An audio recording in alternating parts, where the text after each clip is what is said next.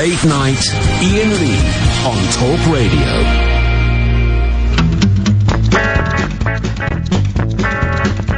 Yeah. I never go nowhere, man, I never go nowhere. Traffic's bad out there, man, I'm saving wear and tear. I like conditioned air, man, I never go nowhere. I go upstairs, downstairs, backyard, lawn chairs, living room, bathroom, bedroom, furnace room, hot tub, cedar deck, build a fire, washer, dryer, pantry, patio, bar, aroma, video, cold cellar, rec room, ping pong, mahjong, beer count, where, then speed dial, order in. I ain't going nowhere, man, I ain't going nowhere. It's dangerous out there, man, might have been a big bomb scare. Hard to get off of this easy chair, I ain't going nowhere.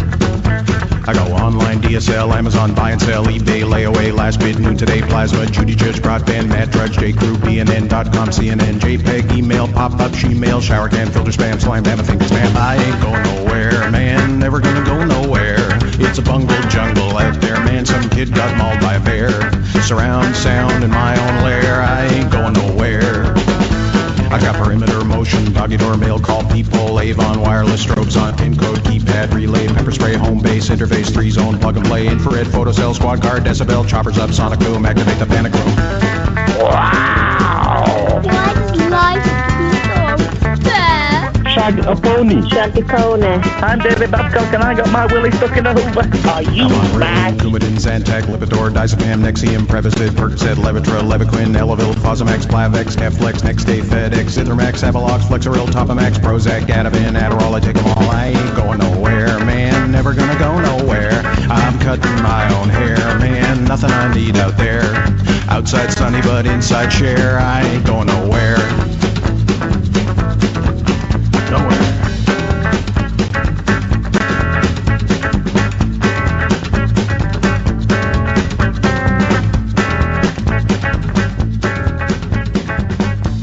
Coronavirus, we don't want it anymore. It's the coronavirus, take it away.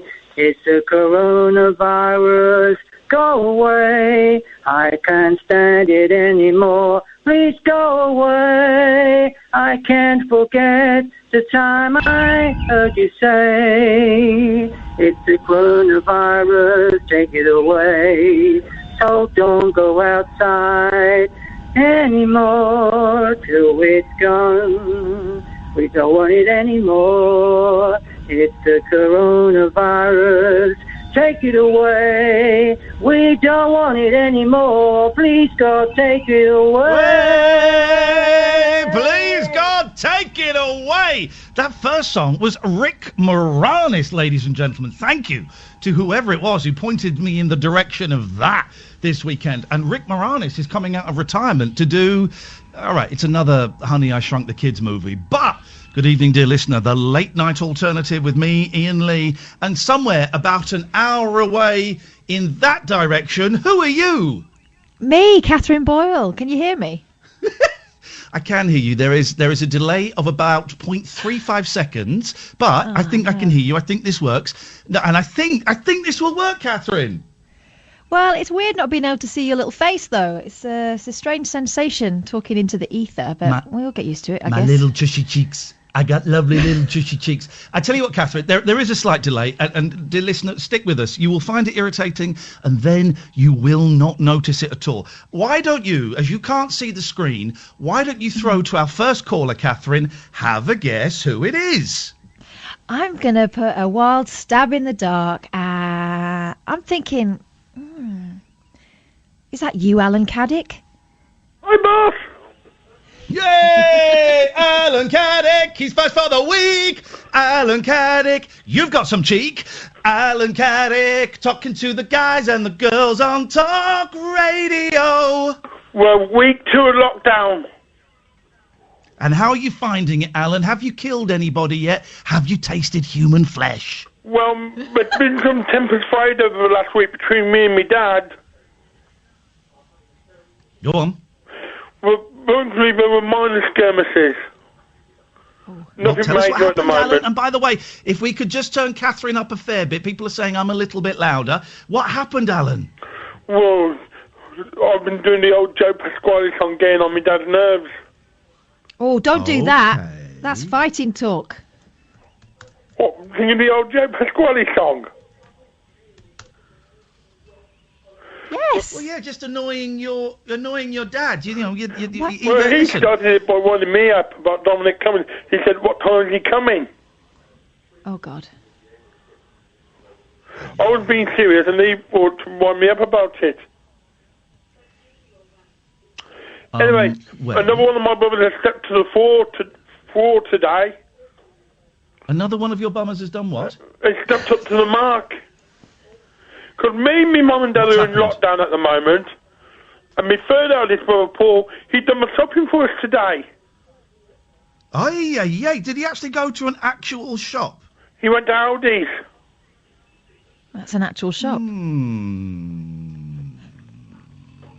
We posted the list on Facebook Messenger, and he went and got the shopping today, and he delivered it to our front door.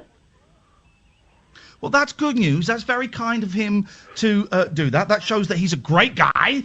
And did you wipe it down with disinfect? I'm talking!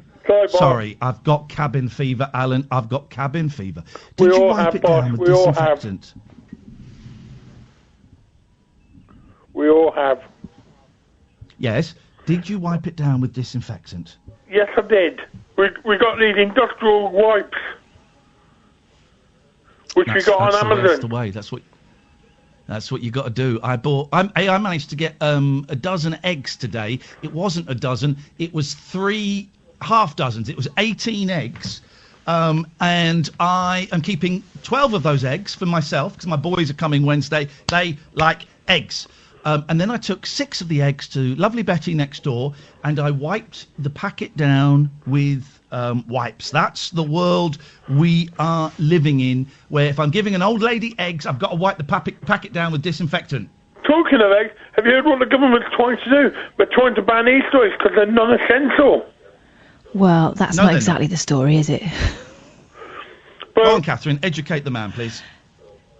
Well, the story is some supermarkets have been restricting the number of Easter eggs people can have, but because they're quote-unquote non-essential items like bread, milk, eggs, etc., then there shouldn't be such restrictions, is the argument. So it's really about the rules as the supermarkets are implementing them. But this is a government... You're all idiots. Anyway. You're all idiots, because you should have done what I did when I saw this was happening, and things were just starting to get a little bit tighter. I was in Tesco buying some rations before it kicked off properly, and I grabbed a load of Easter eggs, thinking, my kids don't know what day it is. Are they going to know it's Easter? Well, this Saturday, it should have been the Grand National at Aintree, but now we've got a virtual Grand National on ITV at 5 o'clock.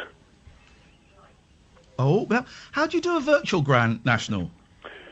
It's all with computer algorithms and all that. Do you virtually shoot horses? It's all computerised horses and computerised fences.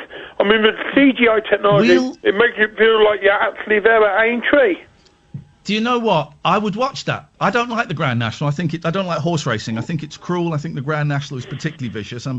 But if it was all done like a computer game, I'd be well up for that. Will some of the computer jockeys be cocaine addicts? No. If you want to watch it, it's 5 o'clock, ITV on Saturday. I'm busy then. I'm masturbating. Oh my I'm not. God. But you said you wanted to watch it, Ian. No, I know. No. Serious point. I made a joke there about self-love. A serious point. I've really... by the way, thank you very much, Alan. 0344 499 1000. That was a joke, but... You sure you don't want to keep him on for this? Because he could help. No. Last week I was blessed, right? I had 3 really up days. I was happy. I was actually happy. Was having a lot of fun. Was enjoying myself. And then just over the weekend... Over Saturday, I just kind of found myself dipping, and to the point where I was trying to find a cable to connect my PlayStation to the internet, and I burst into tears. It was awful. And I made a flippant joke about masturbation, but actually, it does bear kind of something. I have no interest in that, no interest in sex, no interest. I'm finding it very hard to get motivated to do anything, right? I'm making myself have a shower. There was one day last week I didn't have a shower. I'm making myself have a shower or a bath. I'm forcing myself to brush my teeth. I'm really bullying myself into getting dressed every day. But beyond that, I'm struggling to make meals. I'm struggling to have, to touch myself. I'm struggling to have any energy to do anything. Do you know what I mean, Kath? I know exactly what you mean. I was in the same onesie from Friday till, this morning. Disgusting. Horrible. Yeah. Doesn't work. Doesn't make me feel any better. I just didn't have any drive over the weekend to get changed. What's the point if you're going nowhere? Oh. It is weird. And I know what you mean. I've got to keep going. I've got to get up and I've got to have some sort of routine and I've got to keep looking after myself because otherwise I'm going to end up like the wild woman of Borneo. So many people have told me the routine is key. But the problem, I guess, with people like you and I is we don't really have much of a routine anyway. Because it's slightly different for you. You live with your kids. But I don't, and my routine is kind of get up, play video games, then drive to work at 7 o'clock. So to make a routine now would feel unnatural because I don't normally have a routine. Well, here's the thing. My proper getting dressed routine involves going to work because we work late. You know, I'll get up, take the kids to school normally, get back in bed, and then scruff around till, 3 o'clock when I get changed properly, ready for work, so I can pick the kids up, and, my day begins then. But without that punctuation in the day, what's the point? It's weird. I can't live like this. I've got to get a new routine. I was down at the weekend, and I've kind of gone back up slowly today. I'm blessed. I had a session with my therapist. I got to speak to my kids, got to play some video games with some friends. Oh, by the way, I got eggs. I know where to get eggs from. Don't say chickens, Katherine. I was resisting. I know you are. I'll tell you where in a bit. Are you going to share it with the group? I will. I don't know if I want to give away my trade secret. Maybe I will. But the phones are going crazy, so we'll take some phone calls in a bit. 0344 499 1000. We're doing it slightly differently tonight. Katherine and I have grown up, and we're trying with me in my house. You can see me on my YouTube channel. Katherine is in her house. And boy, Katherine, it's lucky you're there because one of the cats has just done something that you can taste. And we'll see how it goes. It might sound a little bit different. There's ever such a slight delay. I'm really noticing it. I'm guessing you are as well, Kath. But hopefully, dear listener, you won't be too aware of it. We've got Anthony, John, Lavinya, Dan, Alistair, all coming up after this break. This is Talk Radio. Late night, Iain Lee on Talk Radio. 0344 499 1000 is the telephone number if you want to give us a call. Let's go to John. Good evening, John. Hello, John. Sorry, say that again. Hello, I said good evening. Good evening, John. There's just ever such a slight delay on the line, but I won't keep going on about it. What you got for us tonight? Right, I just want to know, we're in lockdown, yeah? And I want to know why the government is still letting aeroplanes come into our country without being checked and using our public transport. Why do you want to know that, John? Sure, like we're in lockdown and they let people come in, from all over the hotspots around the world. The virus ain't going to leave us soon, is it?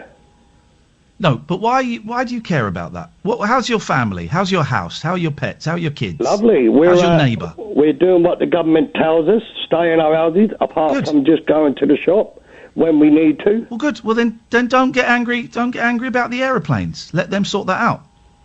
Well, you know what I mean? What can you say, though? Like, they're still letting the planes in.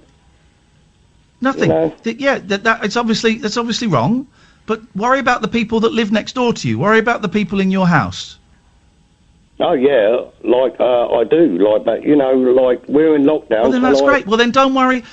John, there's so much to worry about. Don't worry about the aeroplanes. It won't affect you directly. Don't worry about the aeroplanes. Let them sort that out. Okay, then. Beautiful. Thank you, mate. Cheers. 0344 499 1000. Let's go to Dan. Good evening, Dan. That was quite straightforward. I know what he means. It seems crazy, but also, Kath, it seems no point in getting so het up about it. No. You've got to control the controllables. The rest of it is just maddening. Yeah.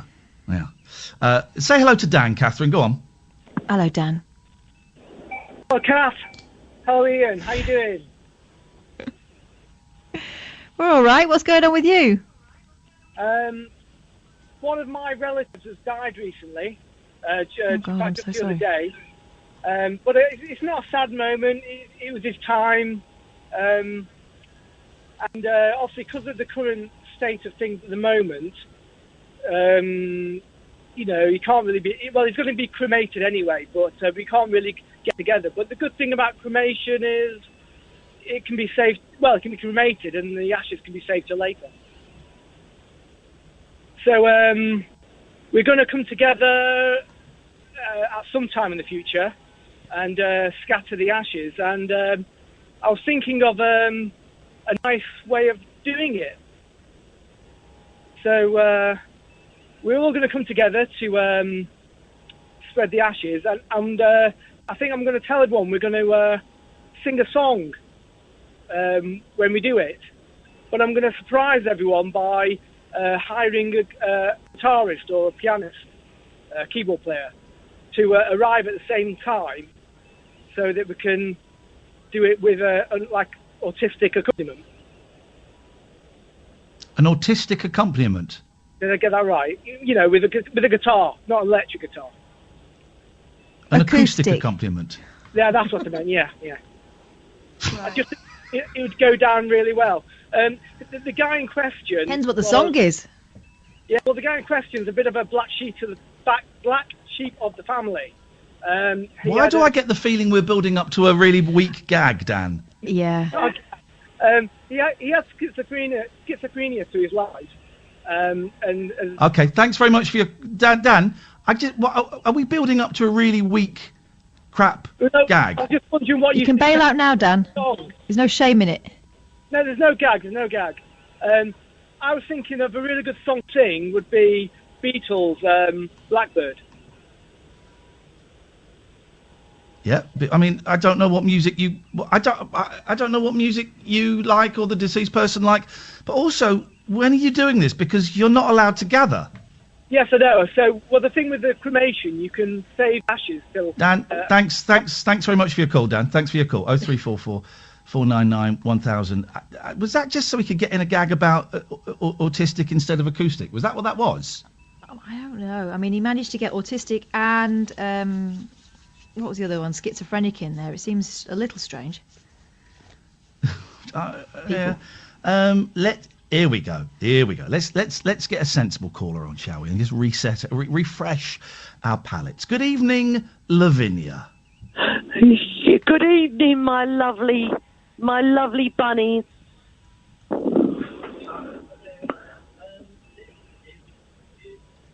How are you, Iain?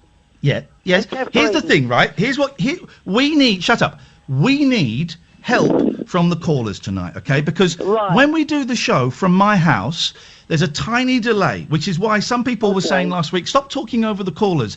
It's partly because of the delay. But now, Katherine, I'm in my house, and Kath is in her house, so there's now a delay between me and Kath. So neither of us quite knows, shut up, when to speak. So when we get you on as a caller, this is to Anthony, this is to Marie, this is to everybody calling up. We want this to run as smoothly as possible. So when we get you on and go, hello, Lavinya, you've got to go straight into the call. I don't want any of this, how are you doing? Because I tell you how we're doing. Really crap. There's a global pandemic that's killing people and we're in lockdown. So don't let any of that. When I say, hello, caller, you go straight into it. Let's try it. Hello, Lavinya. Bunnies. Hi, my lovely bunnies. I've really missed you, both of you. And I want to give you some positive feedback. There is a lot of doom and gloom out there. I can hear it, I can see it, and I can feel it. But I'm going to tell you now, what we need to do is start using our wonderful minds. We do have a powerful brain, and this is the time that we need to start using it. Instead of using our computer or our iPhones, whatever, we need to use our powerful brains to be more creative and more loving and more kind to one another, Ian. Now, what I like to say this, my darlings, can I just sing you a most beautiful song that's been going in my mind for the last couple of days? Everybody must know this song. 1, 2, 3. 1 potato, 2 potatoes, 3 potatoes more, 5 potatoes, 6 potatoes, 7 potatoes more. All I'm going to say to you, all you lovely listeners, that I love you, and I miss you, and just take it from me. Don't panic. Just go with it and just embrace it and love it, because that's the way we will all get through it. Do not worry. Ian's there. Katherine's there. I'm here. We're all there. We've got the radio.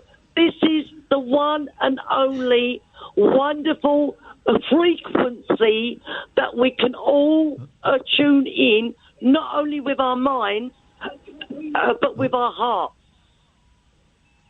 Okay. The song, the tune kind of dropped about a third of the way into the song, and it seemed to become a rant as opposed to a song. Well, can I just say something, Ian? It's about potatoes. I've been offered. I've been offered, Ian and Katherine, a wonderful a present, right? And this was over the phone. Is it a potato? I'd love a potato. And they kept phoning my phone saying, leaving messages, Lavinya, we have a couple of potatoes waiting here for you. Not a sack of potatoes or a bag of potatoes or a kilo of potatoes. Just a couple. Just a couple of spuds. And I thought, am I going crazy? No. Then I ignored it, Ian, thinking the whole world has gone crazy, but that's it. We have to think crazy to understand this world, right? So what happened? Out of the blue, they phoned up by this time. They had me on the phone. I answered the phone, and they said, oh, hi, Lavinya.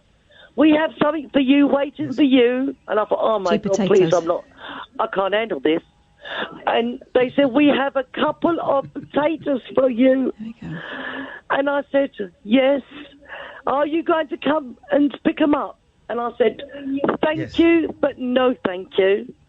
Ooh, and then I kept thinking, God, I should have sung that wonderful song. 1 potato, 2 potatoes, 3 potatoes more. Too many. 5 potatoes, 6 potatoes, 7 potatoes more. But I never. 03444. Thank you, Lavinya. 03444 499 1000. Anyone, Kath? Any ideas? Not a clue. I wouldn't turn my nose up at 2 potatoes. The echo was on her line. The echo was on her line. I was really listening. I've gone silent because I was wondering if there was an echo on your line. But it seems to be, if we... Hang on a second. Amy, can you just open Marie's line? But Marie, don't say anything. Hello? Marie, don't say anything. I'm just testing something. So remain silent, please. No, it's just Alan and Lavinya had their bloody radios on, Muppets, driving me mad. Okay, Marie. Hello, welcome to the show. What would you like to say? Can you hear me all right? Absolutely wonderfully, Marie. Okay. Hello there. So my call, hopefully I'm going to be able to keep it really brief. Basically, it's about the 6 feet distance when people are out and about. They're okay with that. I mean, if you're walking down the street and you're on the pavement, people tend to sort of move away and they keep the distance. But when people get to the supermarkets, the good thing, of course, is right now Tesco's and Sainsbury's, they've introduced the 6 feet gap in terms of queuing up.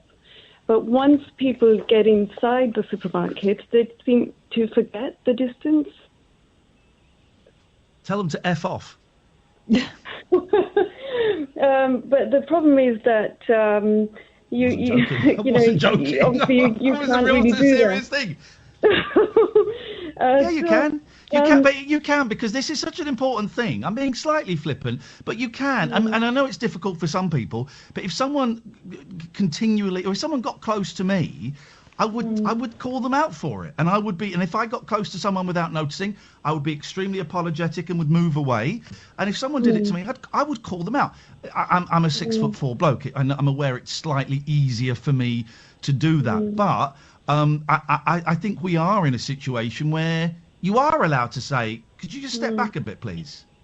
Yeah, but you could potentially do that, but you don't really want to get into that sort of, scenario too much. But why is it that people can queue up outside the supermarket? They can queue up when they are there to buy the food. When they approaching the tills. But why can't they keep the distance when they are going between the aisles?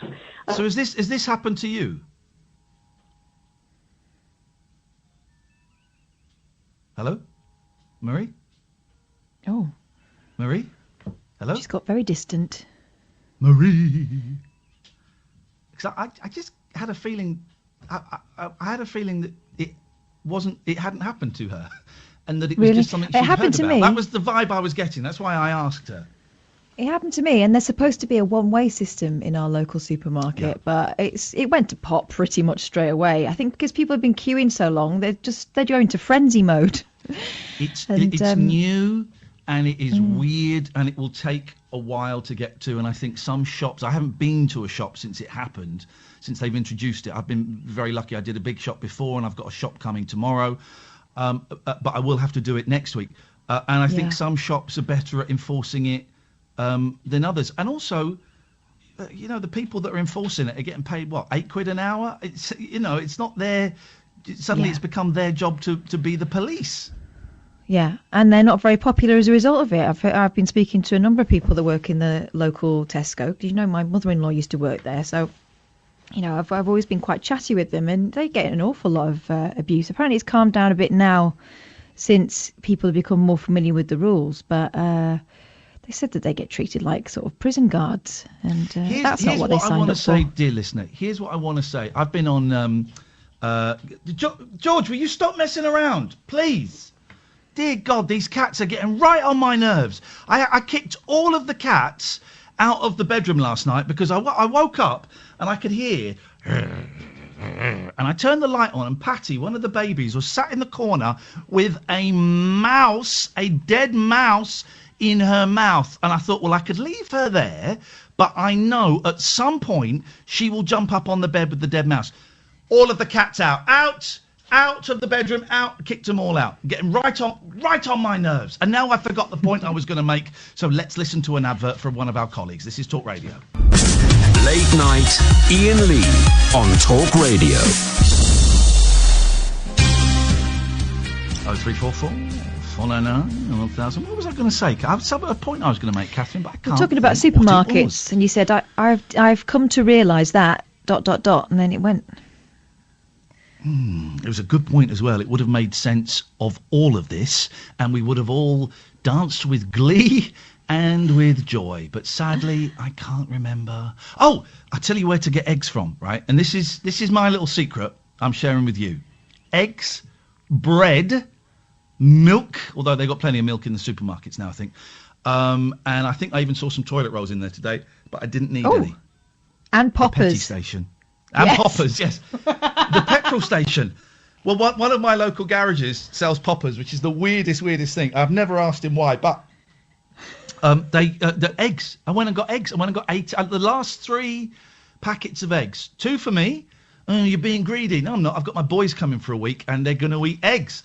And I got 6 for Betty next door, because I'm part of this shop that is being delivered to me tomorrow is for her, and she wanted eggs, and they haven't got any eggs. So I felt thrilled, and I said to the guy today, "Oh, you've got eggs." He said, "Yeah, do you want more?" I said, No, this is great. He said, "Oh, I've got loads more coming tomorrow if you want them." Beautiful. And also, in the petty station, there's no limit on what you can buy. You can buy as many as you want. I bought 5 tubs of Pringles. What? Yeah. Wow. 5 tubs of Pringles. And also, I bought loads of soft drinks. Yeah, and you won't have to worry about there being too many people in there, because there's only ever a couple. Yeah. At a time, and one guy came in when I was in there, and we both did a very strange balletic dance where I he went close to the sweet aisle and I went round the long way, and it was, we all survived, and it was weird and it was fine, and let's confuse Amy. Let's go to Marie. Hello. Hey, Marie. Hello? Was that, were we just talking to you? I don't know what happened there. I just fell off the line, but I'm back on. I want Okay, so has this happened to you? Has this happened to you in the supermarket? It has happened to me, and I end up standing sort of in the corner waiting to create a gap. Sometimes people can come from all different directions when you're in a supermarket. You can't really know, or you can't sort of, look out to create the distance. So my point is that people should just get used to the idea and just create that 6 feet gap. It's not so hard. You just sort of try and It's keep that new. distance. It's new, though. It's new. Some people are impatient, and some people are arrogant, and some people are ignorant, and they don't give a stuff about you, and that's a shame. I think most people do care about you, but it's new. And I was where was I the other day? Oh, when I took the cats to the vet, and thinking back, I thought, I was standing too close to her. And she made a real point of stepping away from me. And it wasn't until I got home I went, oh, no. Oh, I'm an idiot. Of course I'm supposed to... it's new. It's new. And I think we'll get it. I think we'll have to get it, because this is going to go on for a year. It is new, but the thing is, my point is, when people know when they're standing outside a supermarket, they have to stand 6 feet apart. So it's not that the moment they step inside the shop, they are all of a sudden, without, they're no longer they no longer pose a problem for someone else or a danger for someone else who's more prone. They forget. That's the thing. Why can't now? We've had it so many times, over and over. Marie, listen, Marie. People forget. Some people have had 40, 50, 60 years of walking as they want in a supermarket and just going to lean over you and get that apple. 40, 50, 60 years. We've had a week of being told to stand 2 meters away. It's so new. It's so new. And not everybody will have heard it. Not everybody has the internet. Not everyone watches the news. Not everybody will know it. It will come. It will come in time. All we can do is respectfully... We don't have the time. We don't have the time. We are right now. Marie, I know we are. Marie, but you need to let it go. You need to let it go. You can't let it go. You can. Marie, you said you stood in a corner until there was a gap. That's right. Don't they? People. Well, then you need to speak up. You need to speak up. You can't be passive then. That's why I've called you, because no one listens to this show. No one listens. You need to speak up in the situation where it happens. Well, I wanted to try and get get people to be aware of it in as many places. Everyone's aware of it that listens to this show. It's pointless. I get what you're saying. You're frustrated, but no, God, no. I don't want them to share their experiences. Christ, it would be dull. The people listening to this show know, right? There's a handful of people. They're bright. You need to say it in the situation. You can't expect an entire country to change habits they've had for their entire lifetimes in a week. You can't. People will make mistakes. People forget.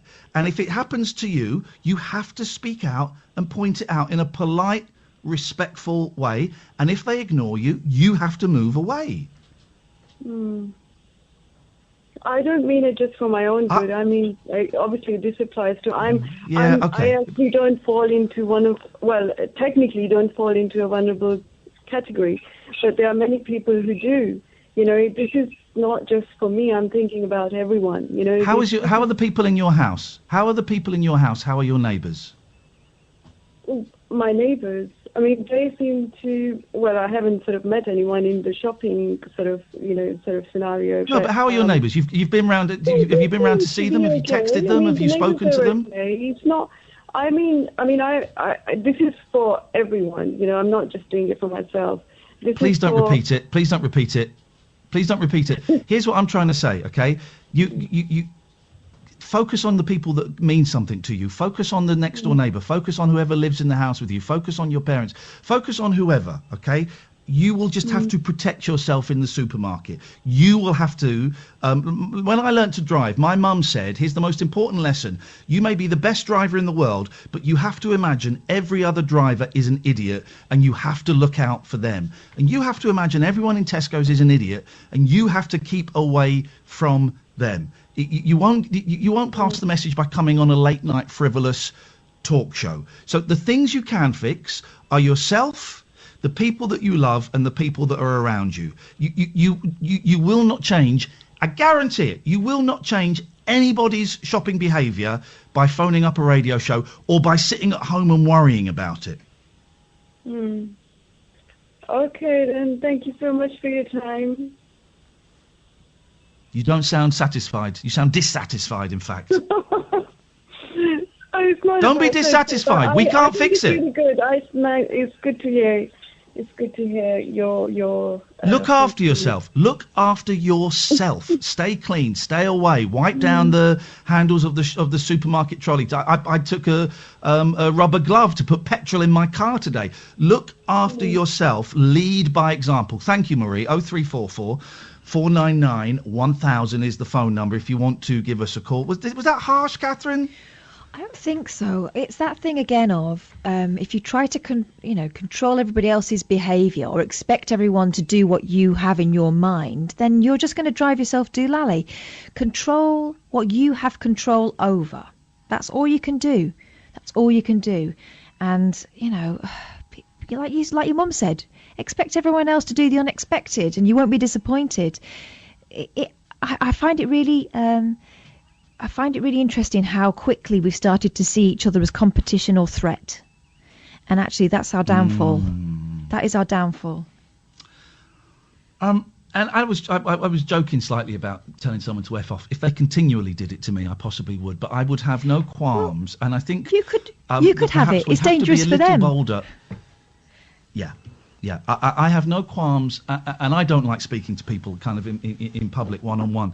And I think we all have to... I found myself doing stuff that I would normally not do because I would be nervous, but I'm feeling I have to.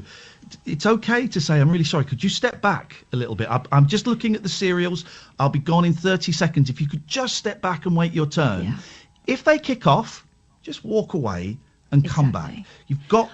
Sensible. And phoning up this show, which is a silly, frivolous show. We had Robin Asquith on last week, for crying out loud. Our listeners know, and they ain't going to do it. They're not going to change the way they shop because of a call. I get it, though. I get it.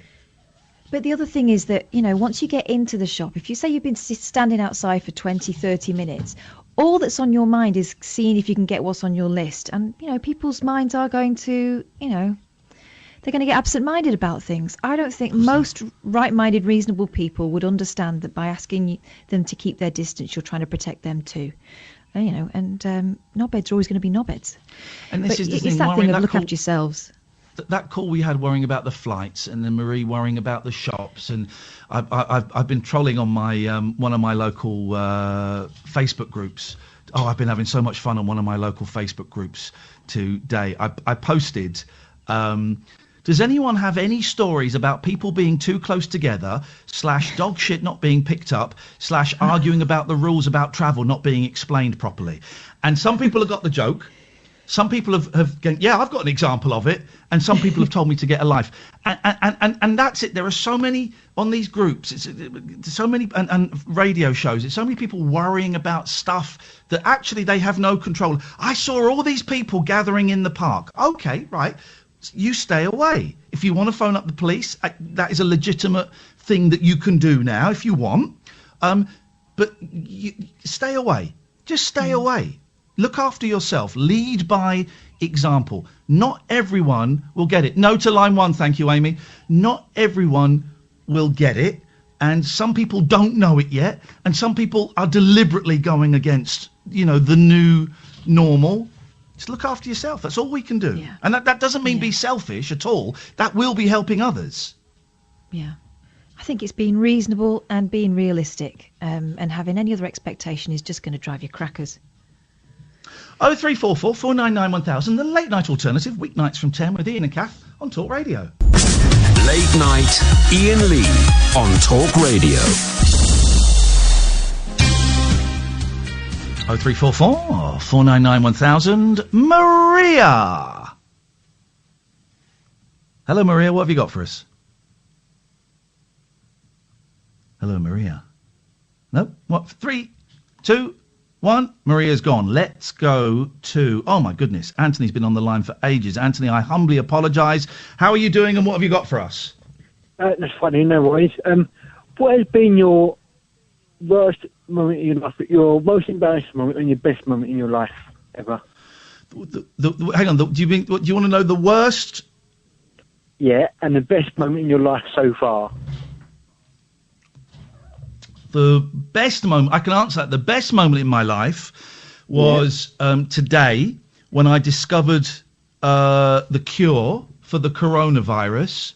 And the worst moment was an hour later when I knocked it and spilt it all down the drain. And I hadn't made any notes. So I've got to start from scratch. What a bummer. How dare you call me a bummer? That's homophobic. Kath, what have been your worst and best bits? What, today? Today in life in general.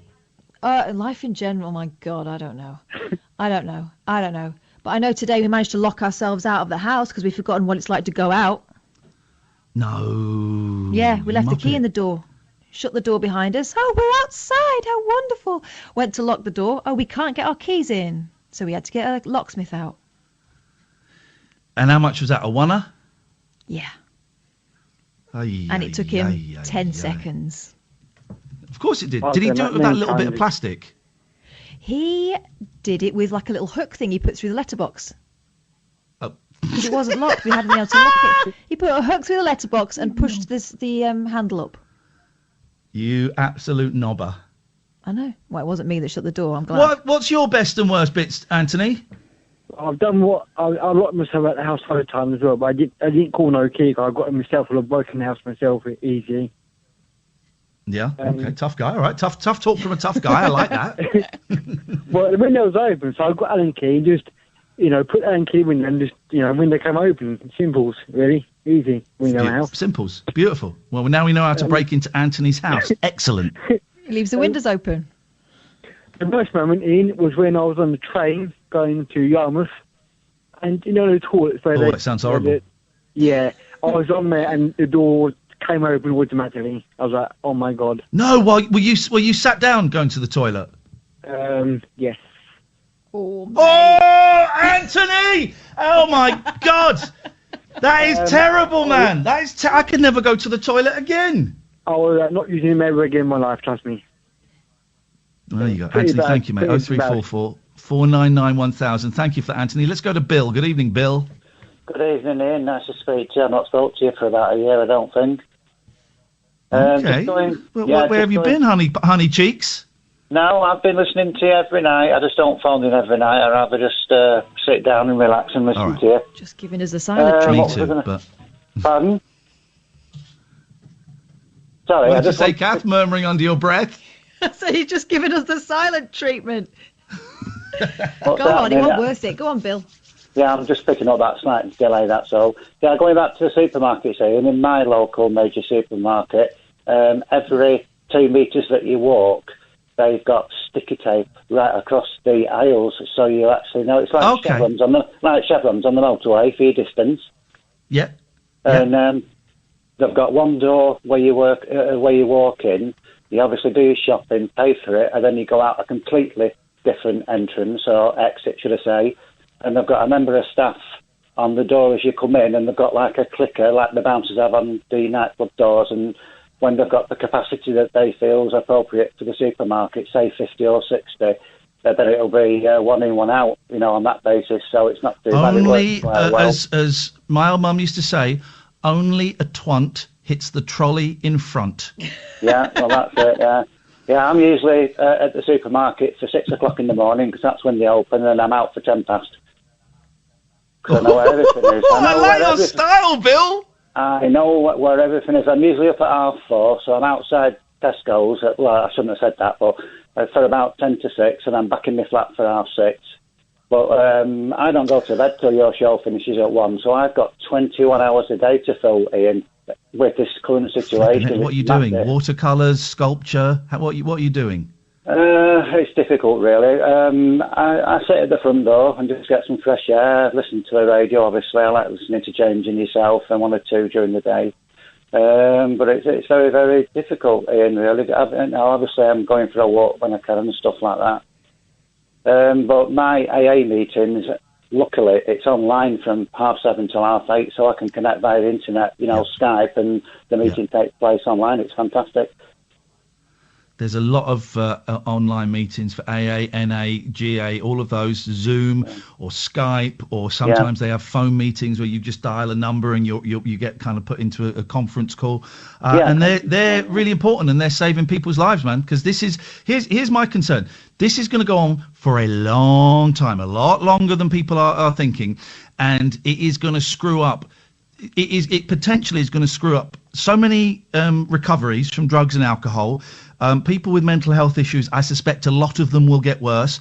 People that have never had mental health issues are going to be struck by this in some way or another. And I think that this situation, I reckon, maybe it'll go on for a year, but the kind of we'll be dealing with it for years after in terms of helping people come to terms with what happened. Yeah, I understand that, Ian. I was in touch with the crisis team yesterday because, I'm struggling myself. I've got the Samaritan's number and all that sort of stuff. And It's just, I'm not on my own. I understand that everyone's in the same boat, but at the end of the day... Doesn't matter.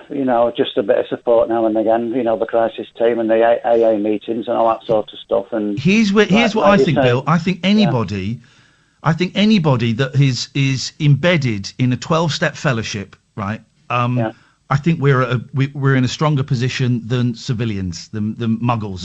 We are in a stronger position because we have a support network around us, and we are used already to talking about how we feel, and we have learned to, when we feel bad, to share it with people, and we've got the 12 steps to help us and all of that. And I think people that haven't got 12 steps at recovery, I think that they are potentially at a mental health disadvantage compared to us.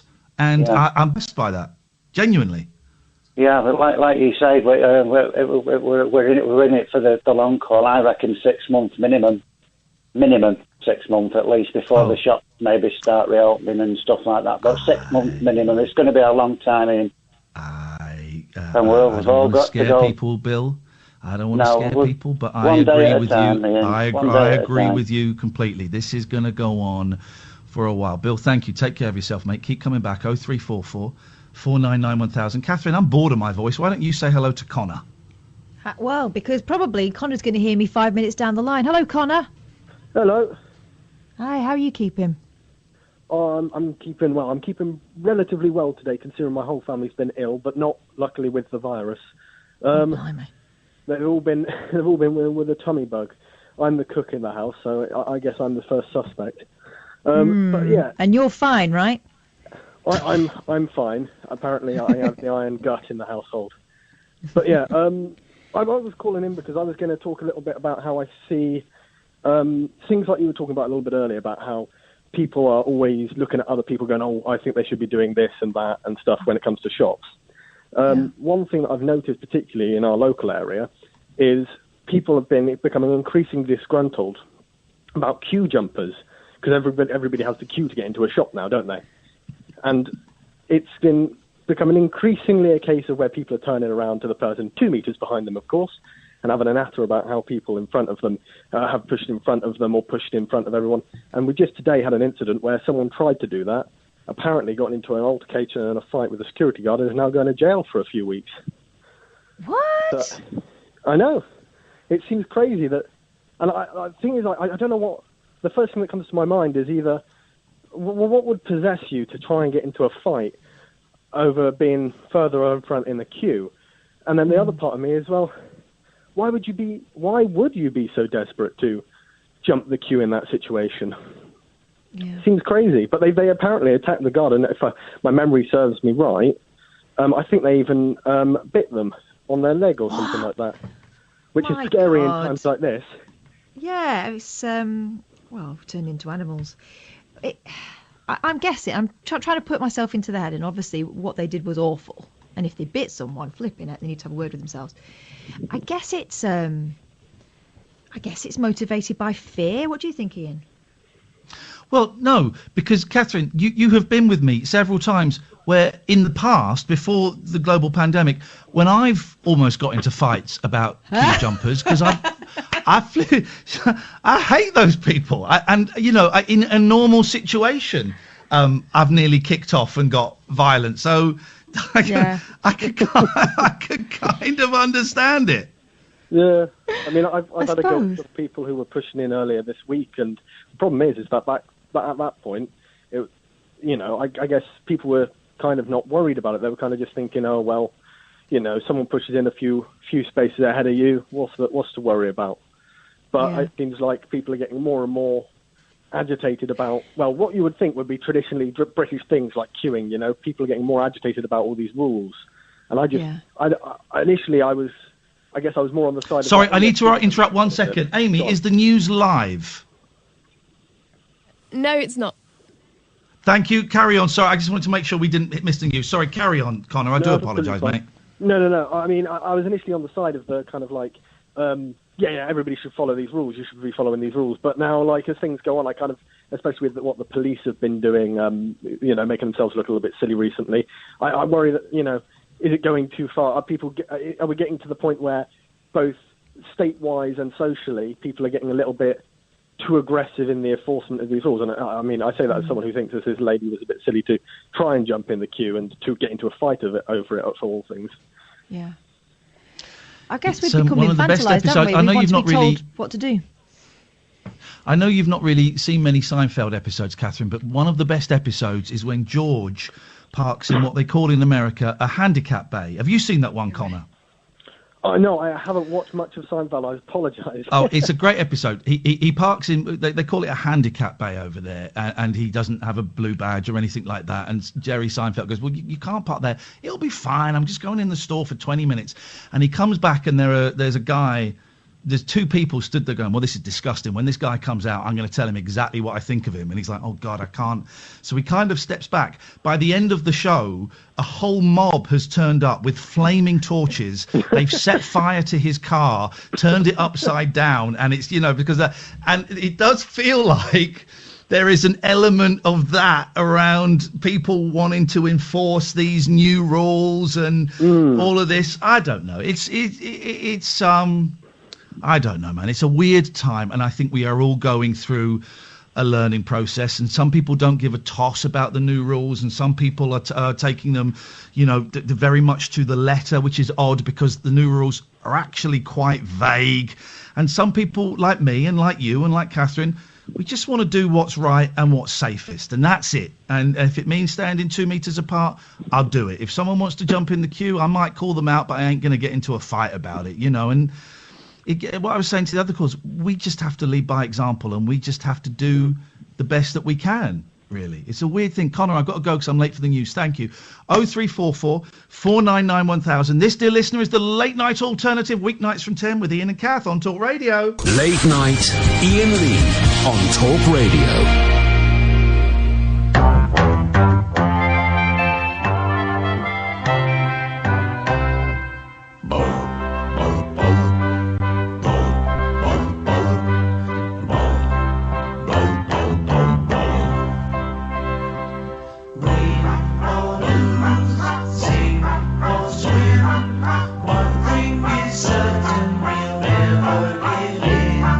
Side by side.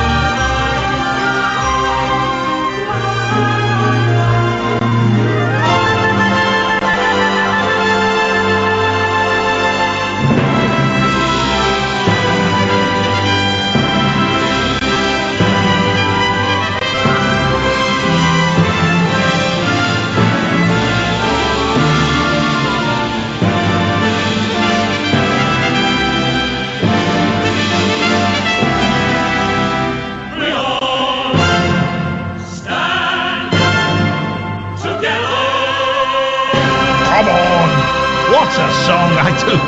I may have just got something in my eye there. Excuse me, dear listener. 0344 499 1000. That's a great song, isn't it, Kath?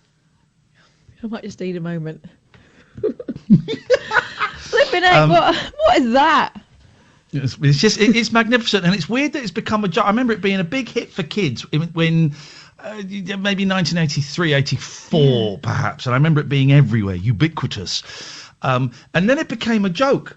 And do you remember about 6 years ago, we played it on BBC Three Counties to test it, to see if it was the joke that we all thought it was. Yeah, and we said to people, just listen to it like you've never heard it before, and you'll realise just how glorious it is. It's magnificent, and it really is an anthem for, the isolation that we're all going through now. This is the Late Night Alternative, dear listener. I'm Iain Lee. Who are you, lady? Katherine, and I've got something in my eye. And we are here Mondays to Fridays. We're not this week, actually. We're off Thursday and Friday. I think you got Howard Hughes filling in for us. But generally, we're on Mondays. Sorry, I just had some Coca-Cola and I'm a little bit windy, Pops. I need to do a burp. No, it won't come out. 10 till 1, and we just dick around. We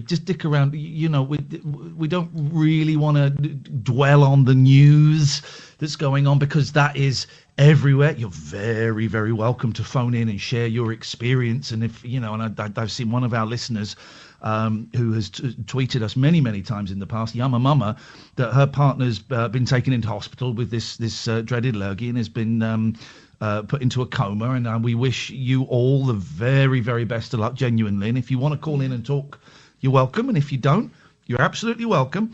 And we can talk about it, but we also feel it's our duty to kind of carry on doing the nonsense that we normally do, Kath.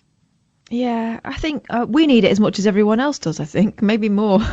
But, I think we're all sort of lacking routine, and I need to know that from 10 o'clock until 1 in the morning, I'll get at least 3 good laughs, and that'll be me done. Okay, well, we haven't had one so far, so let's crack on. I don't know, the potato song got me. I thought that was glorious.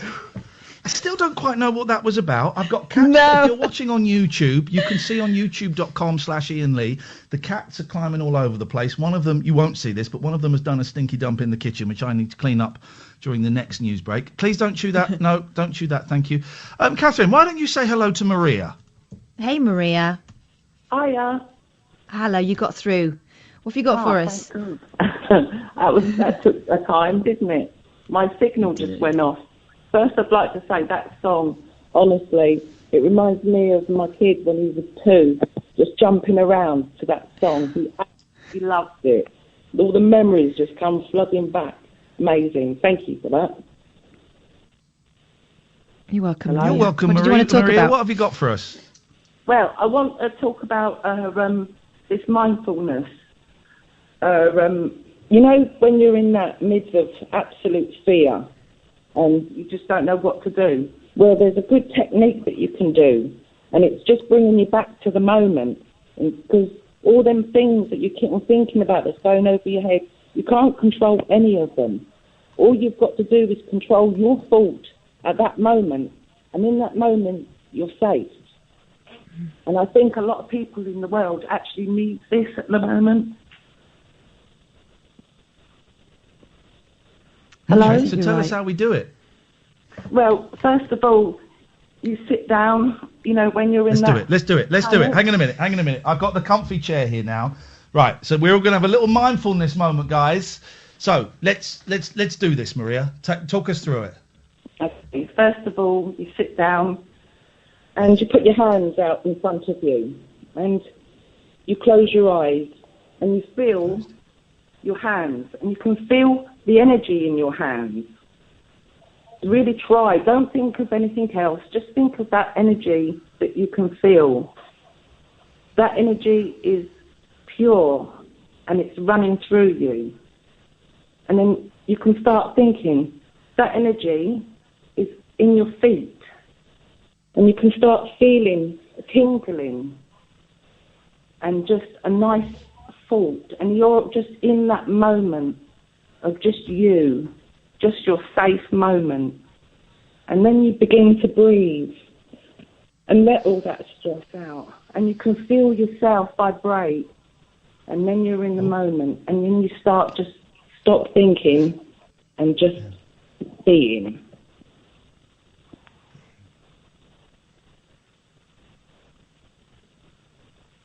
And let everything just flow out of you, all the fear. Because you're safe. In this moment, everybody is safe. And that's it, really. Can we go back to the vibrating bit, please? Do you know what? That's wicked, and that's dead simple. I had a thing with one of my 8-year-old Maria phone me up today, and he was a little bit hysterical because it doesn't really matter why. He was a little bit hysterical, but it was about something that could be sorted out very, very easily, but I couldn't get him to calm down. And did you just slap your ass, Katherine? It wasn't me, it was Maria. Oh, okay.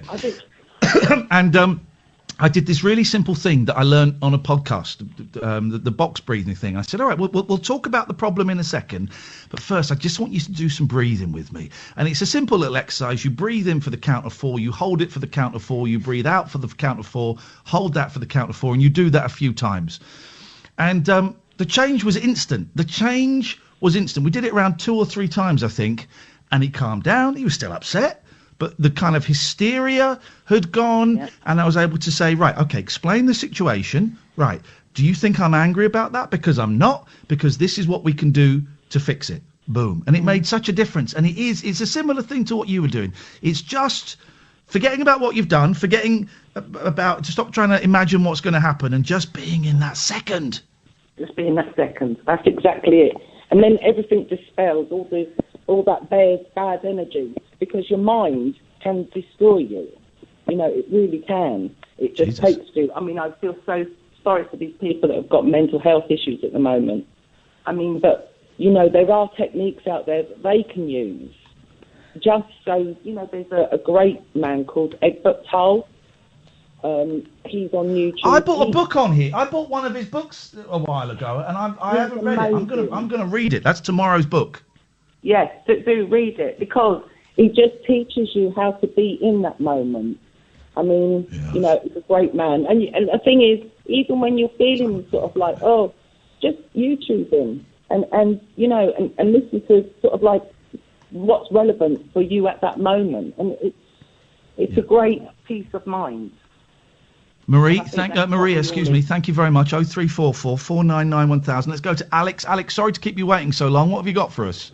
That's all right, mate. Hello, Ian. Hello, Katherine. I hope you can help. I know what you mean. You've got to look after yourself. I've got a month's worth of food here. I'm fine. In my little council flat, top floor tower block, right? But I wonder if you can help do something as radical as like when Bugsy Malone helped all the people from the soup kitchen and done something nice for the old people and the disabled people. Yes. Well, you want to shoot them with a splurge gun? Well, not with splurge guns, but with the art of communication.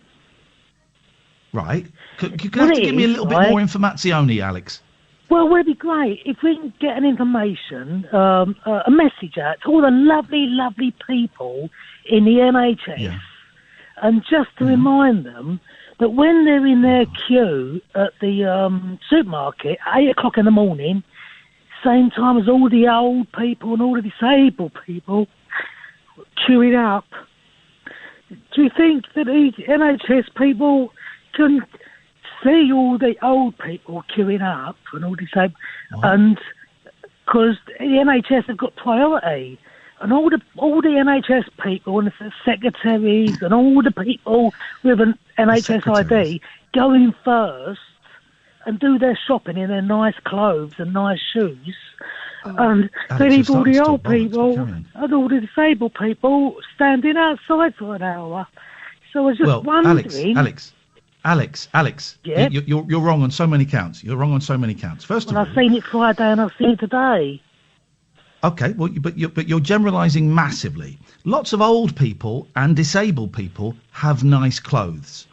Okay. It won't be... Yeah, and I'm not quite sure why you mentioned secretaries. That felt a little bit mean. And also, I thought I'd read that initially the supermarkets were allowing NHS staff and old people to go in at the same time, and then someone pointed out, well, that might cause infections. So then I think some of the supermarkets made it so that NHS staff could go in first, then old people, and again it was pointed out, well, that might cause infections. So I think nearly all of the supermarkets now, it's the elderly can go in first, and NHS workers can go in after them. But I don't. Why can I be? Alex, you sound like a down to earth kind of guy. Can I speak honestly with you? Yes, mate. You sounded quite snidey about NHS workers there, and I don't quite understand why. Well, no, I just feel that the NHS workers, although they've got an incredible hard job to do, being on the front line, you know, they might be a little bit more privileged than the old people and the disabled people. You're joking.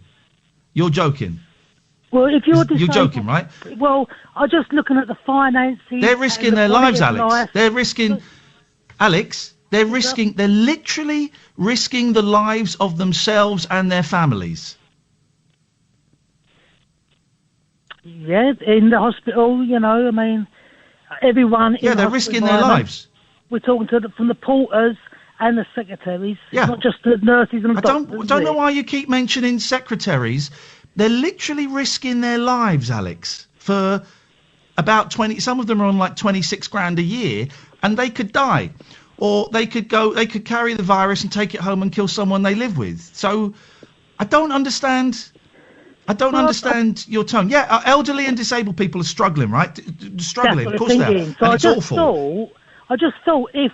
No, your thinking's wrong. Out to the people who are paid to care, if they're walking past people that have to stand outside in the cold with no seats for an hour, waiting for the NHS people to do the shopping. Alex, your premise isn't true. But perhaps the NHS people could just ask the security, say, can we all go in together, or can, you know... No, because it's a health... Alex, I've explained it to you.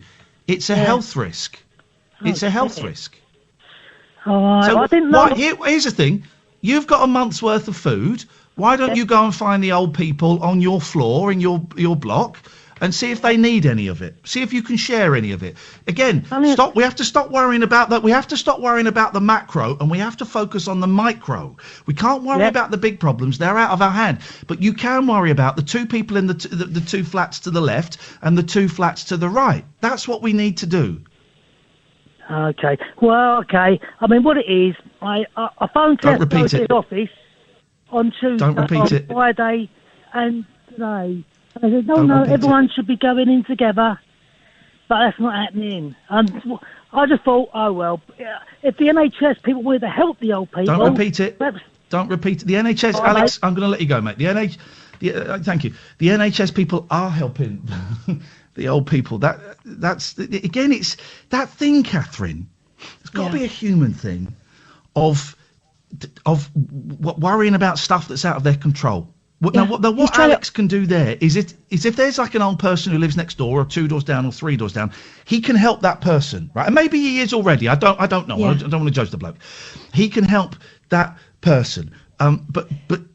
I didn't like that. Oh, thank you, Amy. I didn't like that snide tone about the NHS workers and the secretaries. No, it's that thing I was telling you about. It's the danger of seeing each other as competition or threat. It's much easier, isn't it, to be able to point out someone else's faults and say, this would be so much better if they did this or if they didn't do that. And then you don't have to take any responsibility yourself. 0344 499 1000. Coming up next, it's a Keep Your Spirits Up special with Barry from Watford. This is Talk Radio. Late night, Iain Lee on Talk Radio. 0344 499 1000. Really sorry to hear about Yama Mama's husband. Yama Mama, I've just sent you a little DM. Have a look at your leisure. But now, dear listeners, this is what we need.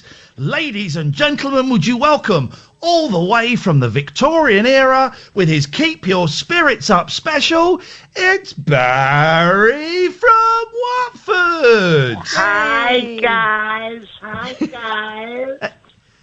Barry, we have got... Can you speak into the phone, Barry? Yes, I'm speaking to the phone. There's a slight delay, as you pointed out. Hello? I will give you a slight delay up your jacksie in a minute. Now, we had a theme tune done for you. Delay up your jacksie. Everyone leave each other's jacksies alone. And I just did the same insult back your at me. Jacksie. You leave my jacksie out of Just stop talking about jacksies. Would you like to hear your new Keep Your Spirits Up special theme tune? Yes, please. Oh, hang on a minute. Hang on a minute. Let me put the fader up. And here we go. Here we go. Keep your spirits up special. We don't want to go mental. We're all stuck at home. Someone throw me a bone. And we will get the special. The last bit don't work. That's good, isn't it? That is good. It's a little bit... I don't think you're allowed to call people mental anymore. Oh. Well, and also at the end, it didn't really work, the rhyme at the end, did it? No, it didn't. How are you, Barry Barrington? How are you, my dearest, oldest, bestest buddy?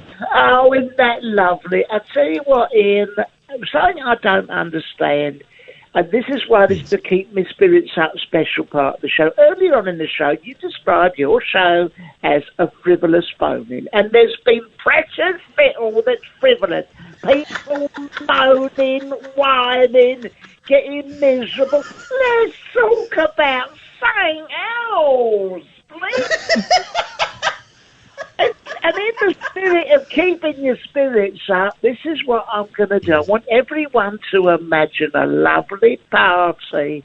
A lovely party that I'm going to have round my house, and each and every one of you is invited. Cocktail sausages on sticks, pineapple with cheese, punch, sausage rolls, pies, pasties. We're living in a ginster's paradise, in the words of Coolio. But I'll tell you what we can have, and we can have the guest of honour to cut the rope, not cut the cheese, I hope. Mr. Iain Lee will be there. And I wondered if you could do it. I can put you in the diary as the guest of honour to open the après-COVID party. Well, après-COVID. What do you think? When are you thinking of doing this, Barry? When it's over. Okay. Oh no! I mean, you're not available. You don't even know. I got a feeling I might be busy, Barry. July. Busy. August. I actually am busy in August. All right, September. That's unlikely because the kids go back to school. No. Let me tell you something. Son. I've made you. I made your career, right? I rescued you from so many radio stations, and you won't even come. I've got all sorts of old ladies in this place where I live who'd love to meet you. Right. First of all, yeah, I am a multi-award-winning broadcaster. Yeah, I know. I earned awards for you, mate. No, you didn't. You won us a silver. A Sony silver for a filthy story about my Margaret's diary and someone licking her brown derby at the Wimpy bar. Yeah. Right. So that was a silver. Since then, since I ditched you, right. I won gold. All right, minty biscuit. But everyone goes, oh. Robert Downey Jr.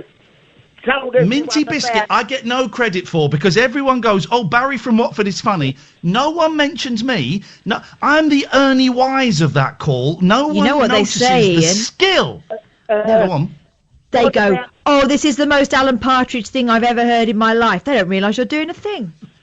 They take the pee out of me. I wish Minty biscuits didn't exist. No, they didn't know that you and I knew each other, did they? No one knew. No, but Robert Brownie Jr. can kiss it. Robert Browning Jr., the poets. Did you just say? Robert Browning Jr.? Yes. He can kiss it as far as I'm concerned. He can kiss my butt as far as I'm concerned. By the way, how quickly can one show go from highbrow to lowbrow, literally in a sentence from Barry from Watford? Sorry, but if you are unavailable, maybe I'll invite some other celebrities to cut the rope. Robert Browning Jr., Barry Court. To cut the rope? Barry Court is dead, and you know it. Oh, sorry, I forgot. Why are you going to have rope there? What kind of party is it? Not a rope, the ribbon. I declare this afro-COVID party open, and with that, Pat Sharp or someone steps up the decks. Agga, do. Iain Lee is on the deck. Agga, do. You thought he... How much are you paying? Better keks to the left, to the right. Well, it's for charity. Right, well, what charity is it for? Testicles or something? I don't know, whatever. Some of them.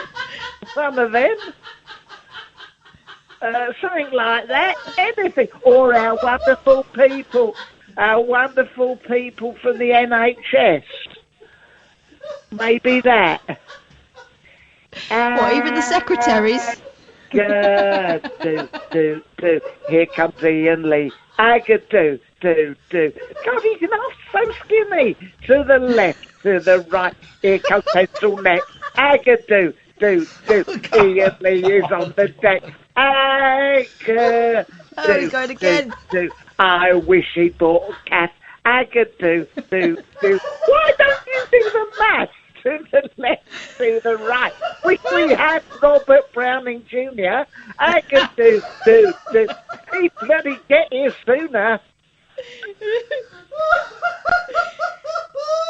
That's what it'll be, a lovely party. So tonight's Keep Your Spirits Up special is you inviting me to a party to work for free that I don't want to go to. Well, to be fair, you said you was unavailable, not you didn't want to go to. You said you was unavailable. If Robert Downey Jr. is listening to this muck, he might want to come. Robert or Robert Browning Jr., any of the poet laureates want to come along. I can promise you a variety of old ladies who are half like a bit of young meat. Some pineapple on stick, cheese on stick, and a lovely disco. Cheese on a stick, is that what you call your penis? Oh my God! Oh, now that is lowbrow. That is appalling. I hereby receive the invitation. You know you're in a bad situation when Barry from Watford calls you lowbrow.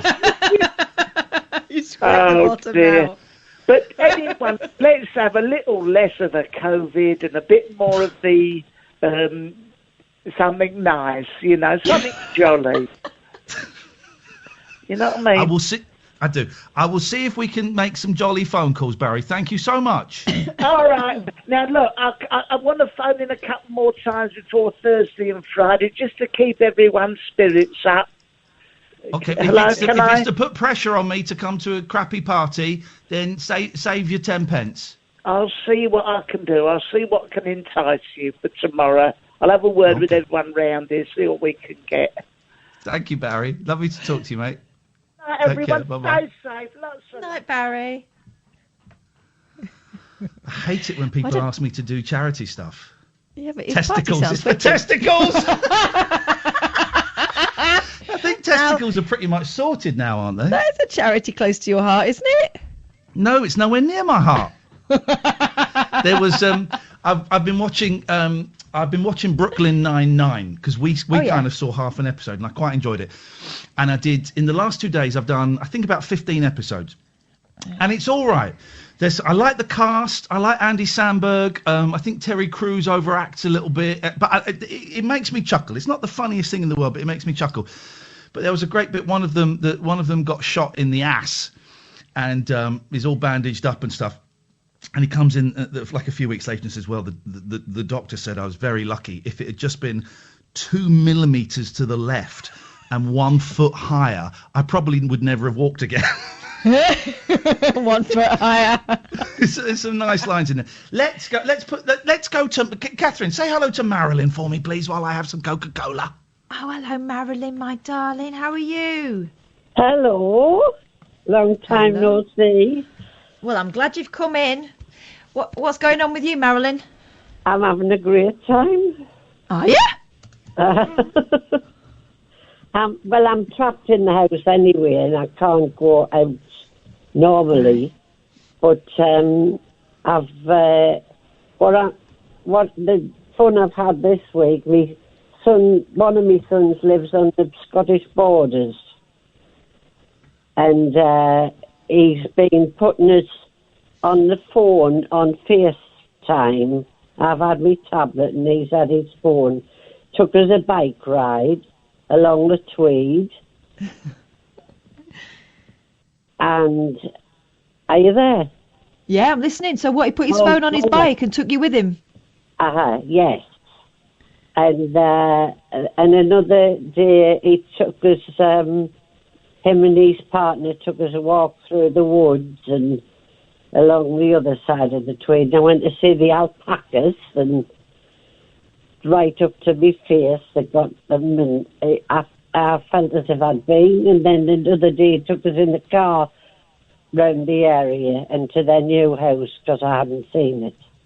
Yeah. And so I feel as if I'd been. Ah, Marilyn, I've got a big grin on my face because your lad sounds like a really good one. It was absolutely lovely, and but I got into bed on the night time and I thought, have I been to Innerleithen or not? I couldn't think, I couldn't disassociate the real life from the fantasy. Ah, it's lovely. That's really lovely. It was really nice, and so just nice little things in the day. I keep myself cheerful. Yeah. I don't see anybody because they're all barred from coming. My other son lives 10 mile away. They always come, about 7 or 8 of them come on a Saturday all day. And nobody's coming. I'm not letting them in. Because I'm got problems with my health, as you know, so yeah. I then be poorly. No, it's not worth it, is it, for now? No. Are they phoning you up, though, instead? Oh, I have, and they're all on, one of them's away at university and the other's at home, and they all come on FaceTime and the phone and what have you, so I'm never off the phone. Ah, good. They're keeping you busy. It's good. I mean, I'm worried about everybody, but it's really nice to go around that beautiful countryside up there and think I've been there.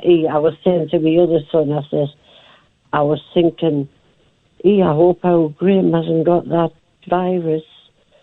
And I was thinking, because I can't get it off him by getting on his bike. No, I don't think so, especially as you're probably sitting on the handlebar, so you're facing the wrong way anyway. Yeah.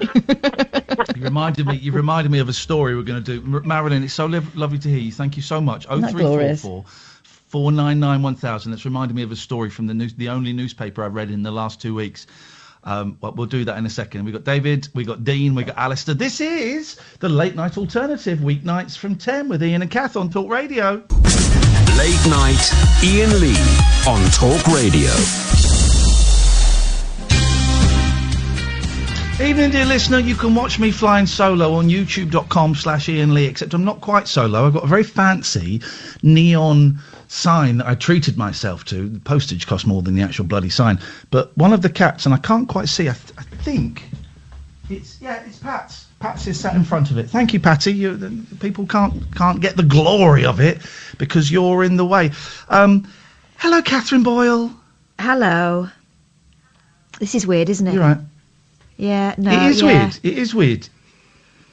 It's an unusual way to work, but I think it's working all right. We think we've had some good old calls and some rubbish calls. I thought Barry was a bit aggressive. You shouldn't ask I like someone, Robert Brownie Jr. Never ask someone to do a charity event in front of other people. It's like proposing on the Jeremy Kyle show. It's not fair. It's not fair. No. Especially one that's made of testicles. I think testicles... David, are testicles pretty much sorted now? What do you mean? Well, are they... Barry wanted to raise money for testicles, but I think testicles are pretty much sorted, aren't they? I don't know. I ask a testicle specialist. Well, we thought we were. I thought you were. High five, Kath. High five. Yeah, comedian. Yes, well. I was just waiting for him to insult a bloody religion. Anyway, right. I've got What's your beef? Sadness.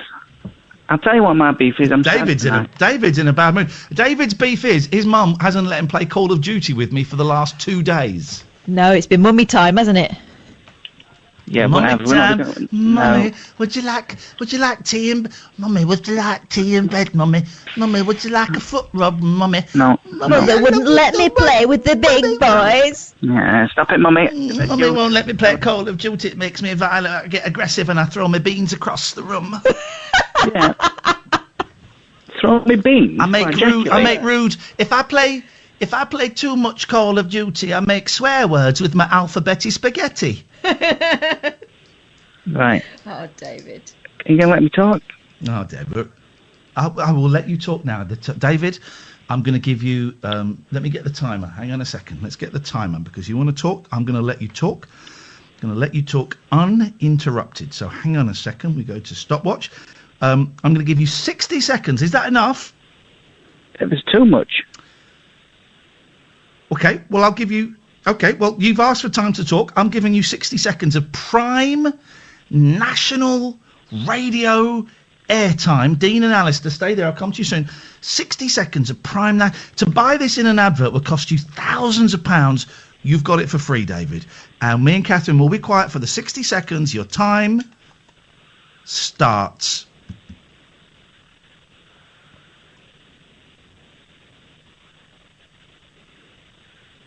Well, you didn't say now. Now.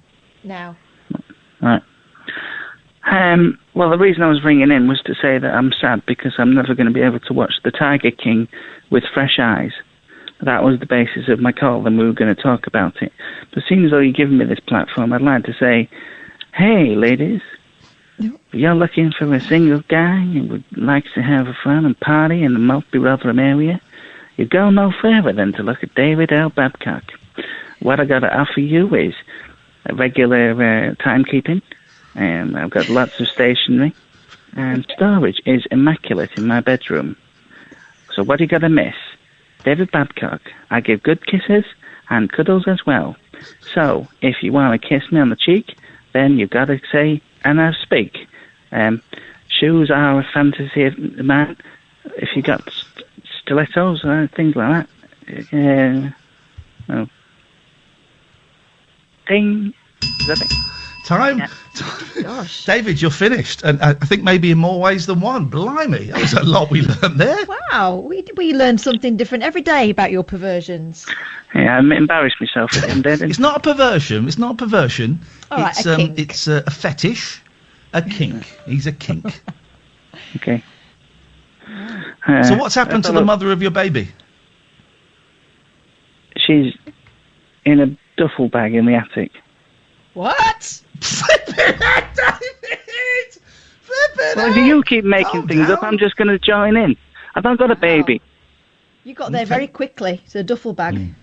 Yeah, well, I've been watching lots of crime TV. Hey, you're going to put off my potential suitors. Well, let's just wait. I'll tell you what, I'm going to just give it 30 seconds. Let's 0344 499 1000. Does anybody does anybody want to speak to David about possibly being a partner? Let's just see. We'll give it 30 seconds. Here we go. And play. Oh, hang on a minute. Where is that? 0344 499 1000. Would you like to be David Babcock's lover?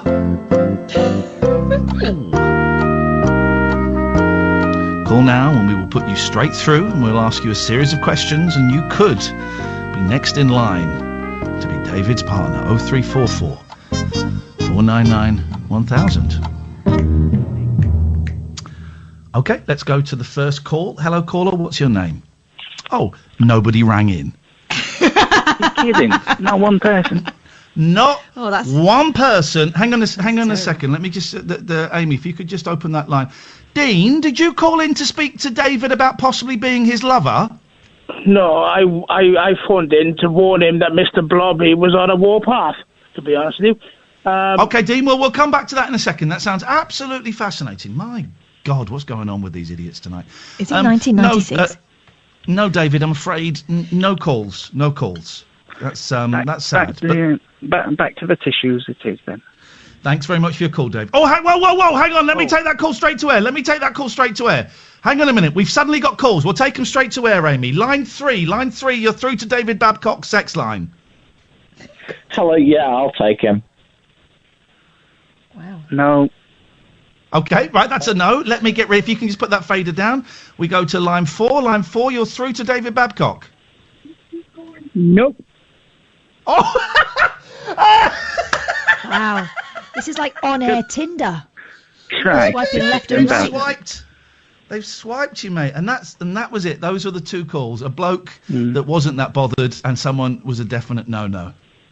Okay, no, everybody. Well, David, can I say something? Can I ask you something that might cheer you up? All right, go on then. Will Mummy let you stay up to play Call of Duty at 1 o'clock this morning? It's not. I have to be asleep. What do you mean you have to be asleep? Because I slept until about midday today, and it's stupid. Right. Well, then you might as well stay up until gone midnight tonight. Don't understand the problem. Yeah. So is that a no?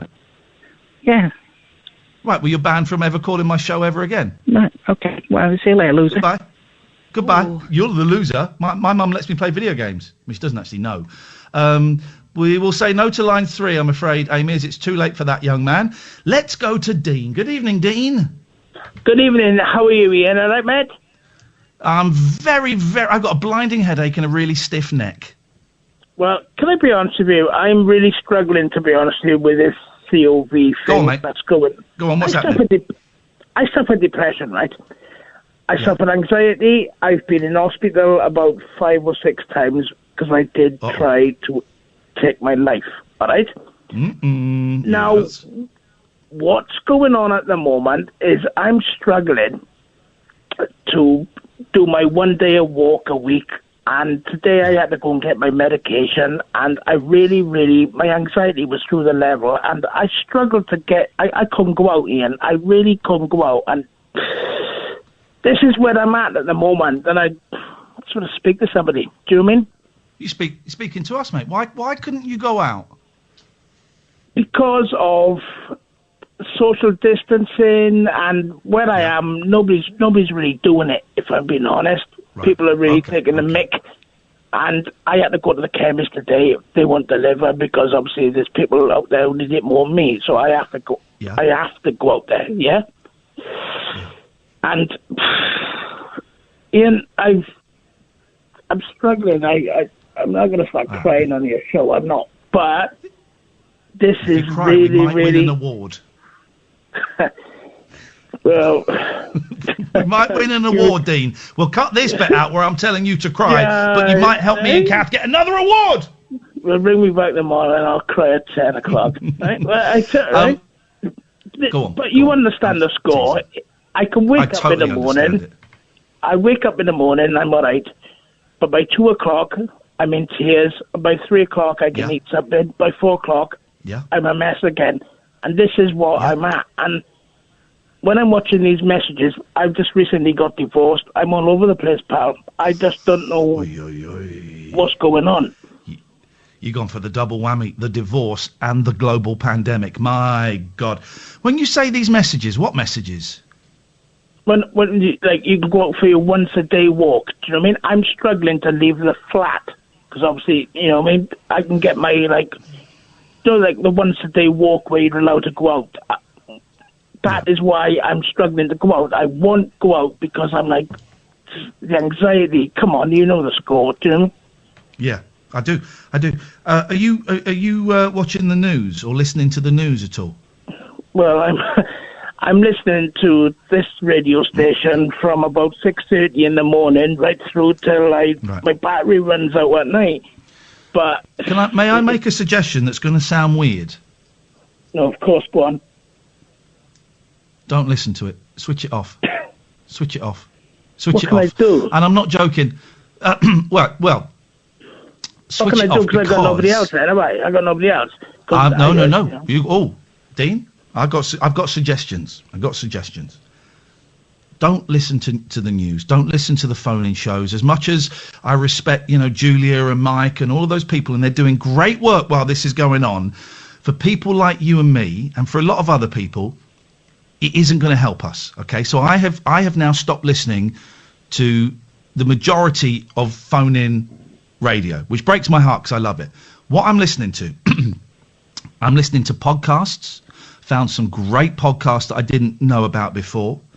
I'm listening to Radio 4 Extra because it's like old comedies and old dramas, and some of them are crap, but it's people's. I don't really care about the content. What I want to hear, I don't like music radio very much. What I want to hear are people's voices. I want to hear people talking. And it doesn't matter that it's an old comedy from 1962. It doesn't matter it's a drama from 1993. I just want to hear people talking. And I want to hear people talking. Great. Well, then great. Then 4 Extra is great. I also want to hear people talking from when the world was normal, from before this happened, okay? I want to hear people talking about making love and going to the shops and going to restaurants and being in pubs, and I want that normality. Do you know the radio station 4 Extra? To be honest, no, I've never heard of it, but I will look it up. I promise I'll look it up. Look it up. It's basically, you've got BBC Radio 4, and then you've got BBC Radio 4 Extra. And on 4 Extra, it's mainly old comedies, old dramas. That's it. They don't do any of the kind of the heavyweight news stuff that you get on Radio 4. It's just old stuff, and it's great. It is great. You might find some stuff that you like. You might get some stuff that you heard when you were a kid. You might find a load of old crap on there. But it's just different from having people, experts on talking about coronavirus, people phoning in talking about coronavirus, news report. There's nothing we can do about it, Dean. You know what? No. How old are you, mate? 44. Right, same age as me, a little bit younger than me. We're going to be all right. You and me are probably going to be all right, physically. Probably. Got no guarantees. Can I be honest with you? I think I had this in December because I had a nasty sore throat in December. I had I couldn't taste my Christmas dinner. I was all over the place. There you go. And this is when I was living in Yorkshire, but I put it down to her cooking. Yeah. Do you know what I mean? But, You know what I mean? There you go. There you go. And I think I might be coming out of it now. I don't know.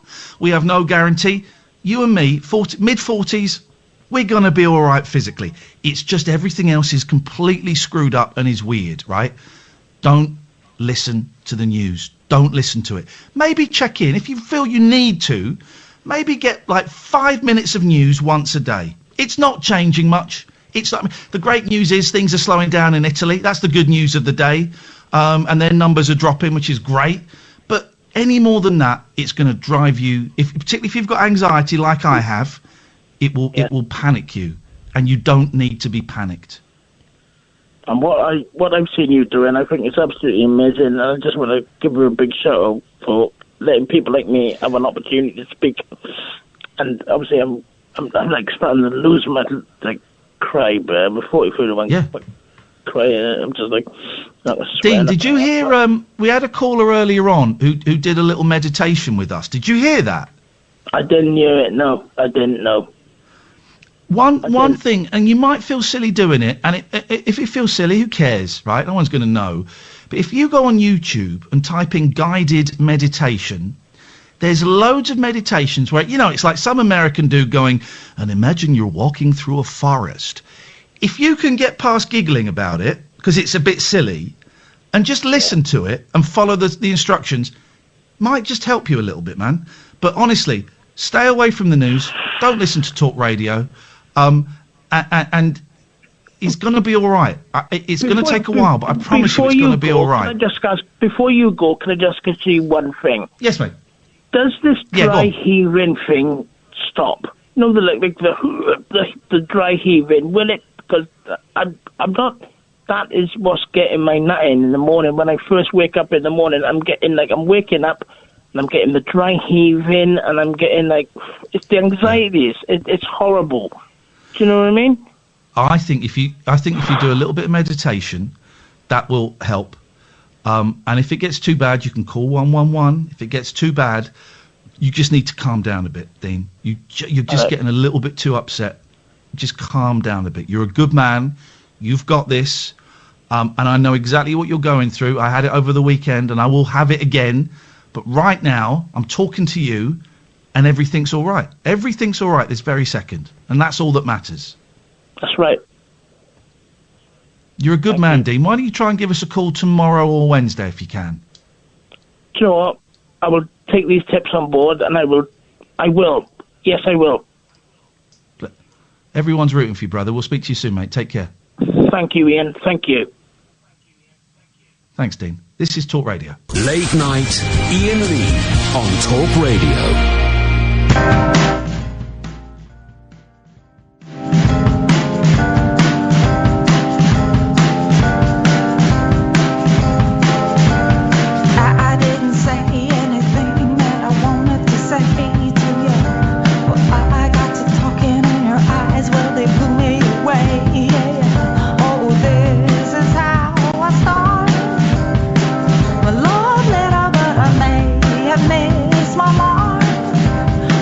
My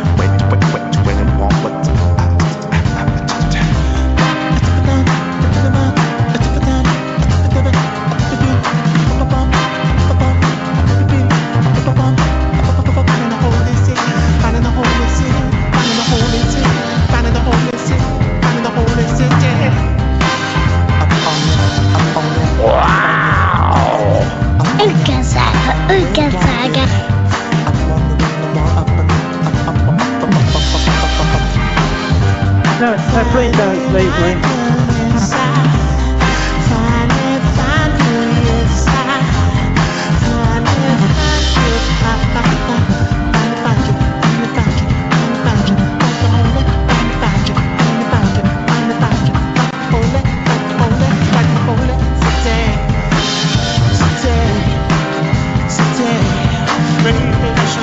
You're a fanny. I've got a mouthful of sausage. Are you mad?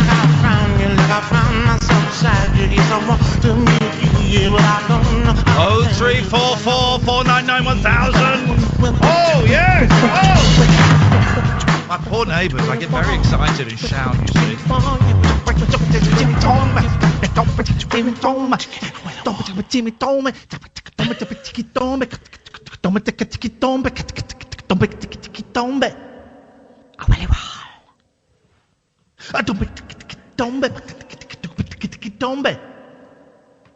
I can do echo, you can't. You can't do echo.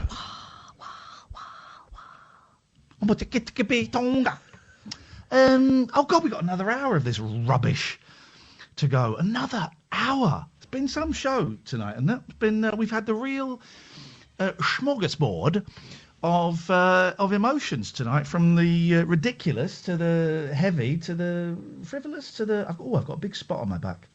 Problem you not being here, Kath, is I can't bully you into squeezing it. Oh well. We've all got our crosses to bear. I'll drive over tomorrow. You can do it out the window with sticks, with 2 metre sticks. I don't think that qualifies as an emergency call.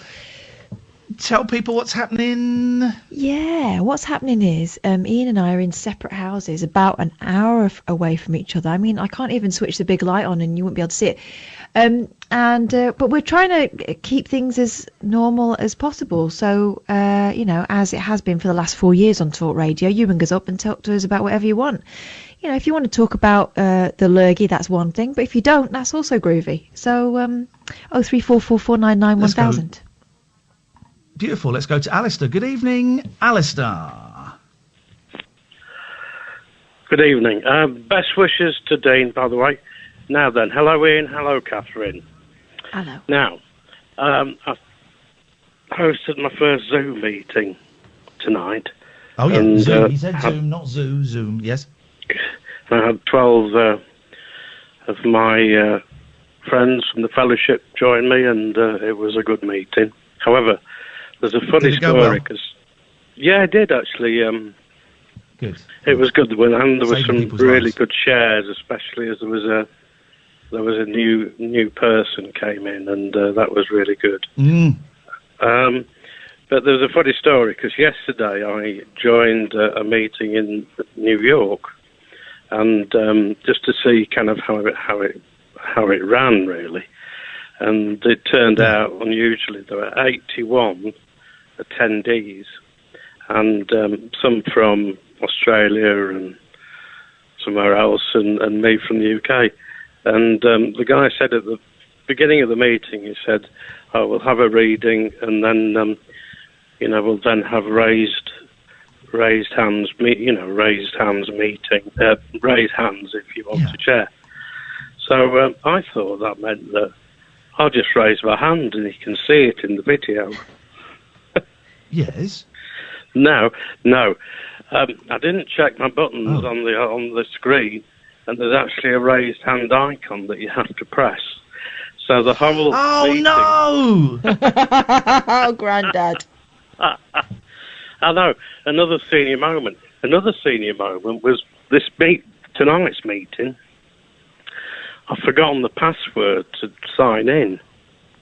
And when I re-signed in, I didn't realise I was re-signing in on an alternative email, which meant that I got a meeting number changed with an hour to go. Yes.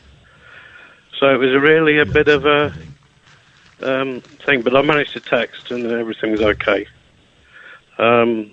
Good. So You're doing good work, man. This is what it's all about. Staying in touch, carrying the message. This is, I had a great session with Chip, who came in the show a month or so ago. He's my therapist. And we were, saying there's going to be a lot of people in recovery that struggle with this, and there will be a lot of people picking up and falling off the wagon, and there'll be a lot of people with mental health issues that get worse, and a lot of people that have never had mental health issues that will be struggling. This is going to go on. Let's be optimistic. Say this situation comes to an end in 12 months' time. Beautiful, brilliant. But the after effects of it are going to go on for years with people. PTSD and that. You know, it's a big old thing. And I said earlier, Alistair, I don't know if you heard, people like you and me that are in a 12-step program, we're a couple of paces ahead of everyone else, because we've just got this program and this community and these suggestions that will help us get through it. We won't come out unscathed, but it puts us in a better position than a lot of people. I think so, absolutely. And for anyone listening out there who, you know, is thinking of joining AA, it's not for everyone, but if you are, then you can get onto an online meeting now. Just look at the AA website and it'll tell you how to find one.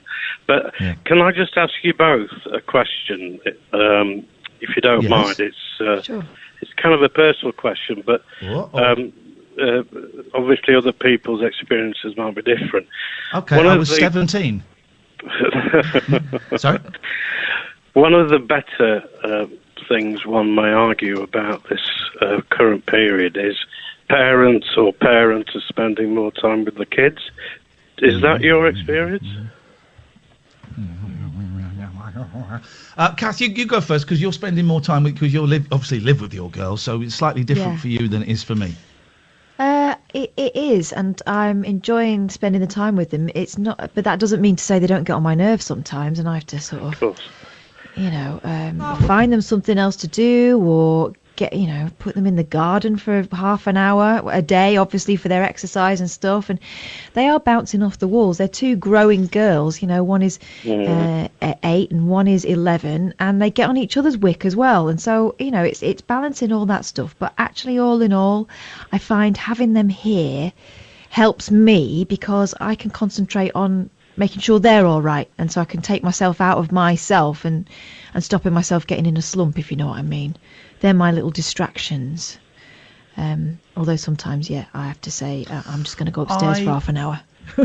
I'm terrified of the boys coming this week, because I'm really worried about keeping them active and entertained.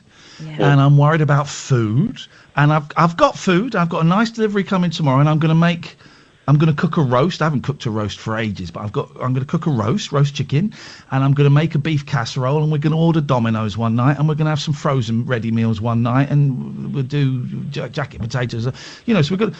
But I'm worried, and I'm worried partly because we have been so spoiled all of our lives in that you can pop out any time and go, oh, shoot, I haven't got any bread in. Just going to go and get some bread. Oh, no, I haven't got... And we can't do that now, particularly with young kids, because I don't want to take them to a supermarket, you know, because it is not safe. It's not safe for them to go into a supermarket. That's where we're at.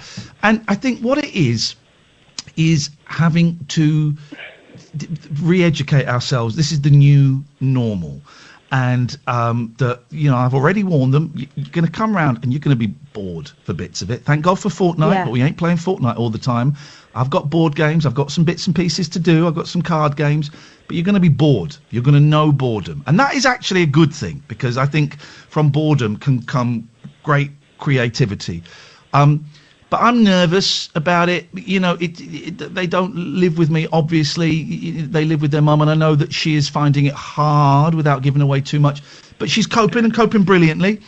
It's different. It's different. But also school is there.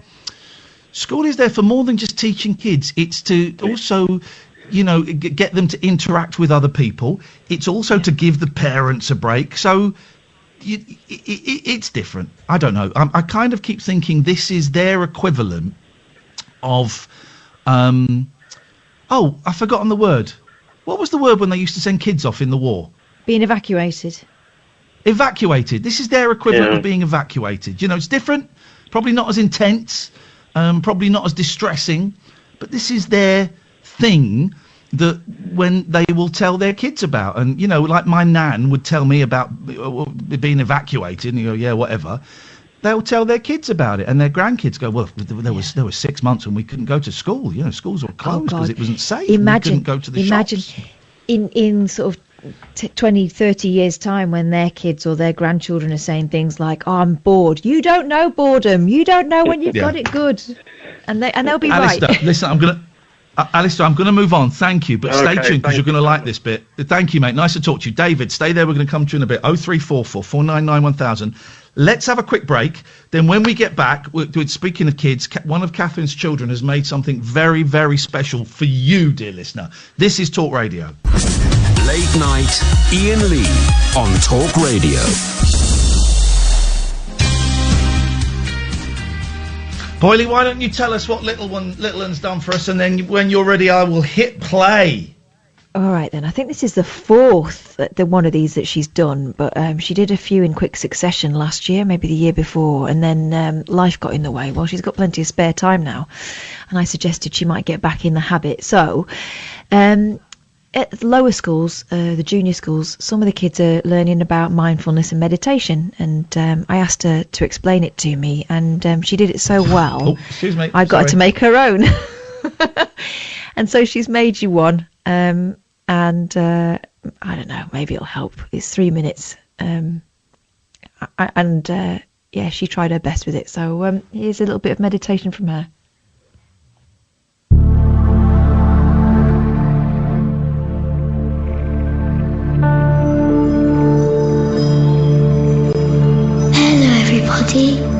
It's me again, here to bring you a little moment of zen amongst the madness. Let's all take some deep breaths before washing our hands with the soap of serenity.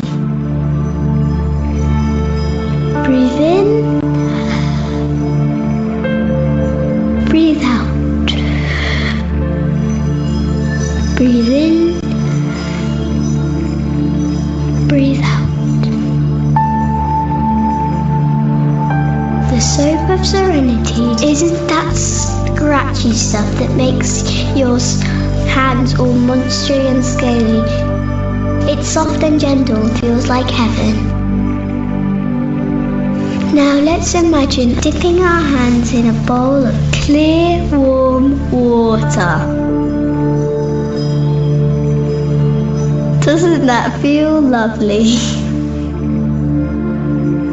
Now we reach for the soap of serenity, which is a little pink bar in the corner. Can you see it? As you rub it against your hands, you can smell the wonderful perfume of rose petals that they use to make it. Feel the lather getting creamy in your hands. Make sure you cover the front and back and in between your fingers. Don't forget your thumb and the palms of your hands. Some people think we should sing happy birthday twice, but I think we should concentrate on our breathing, don't you? Breathe in, breathe out. Breathe in, breathe out. Breathe in, breathe out. Each time you breathe in, you smell the roses. Isn't that lovely? Now our hands are nice and clean.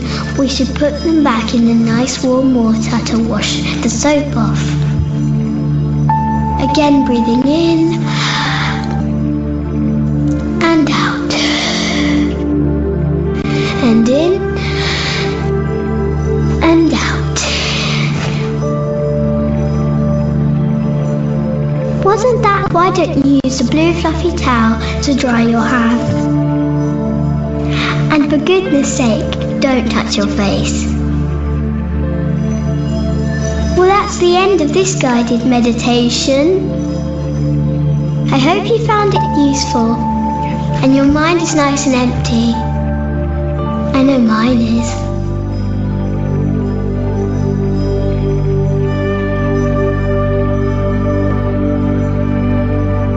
Night night, weirdos.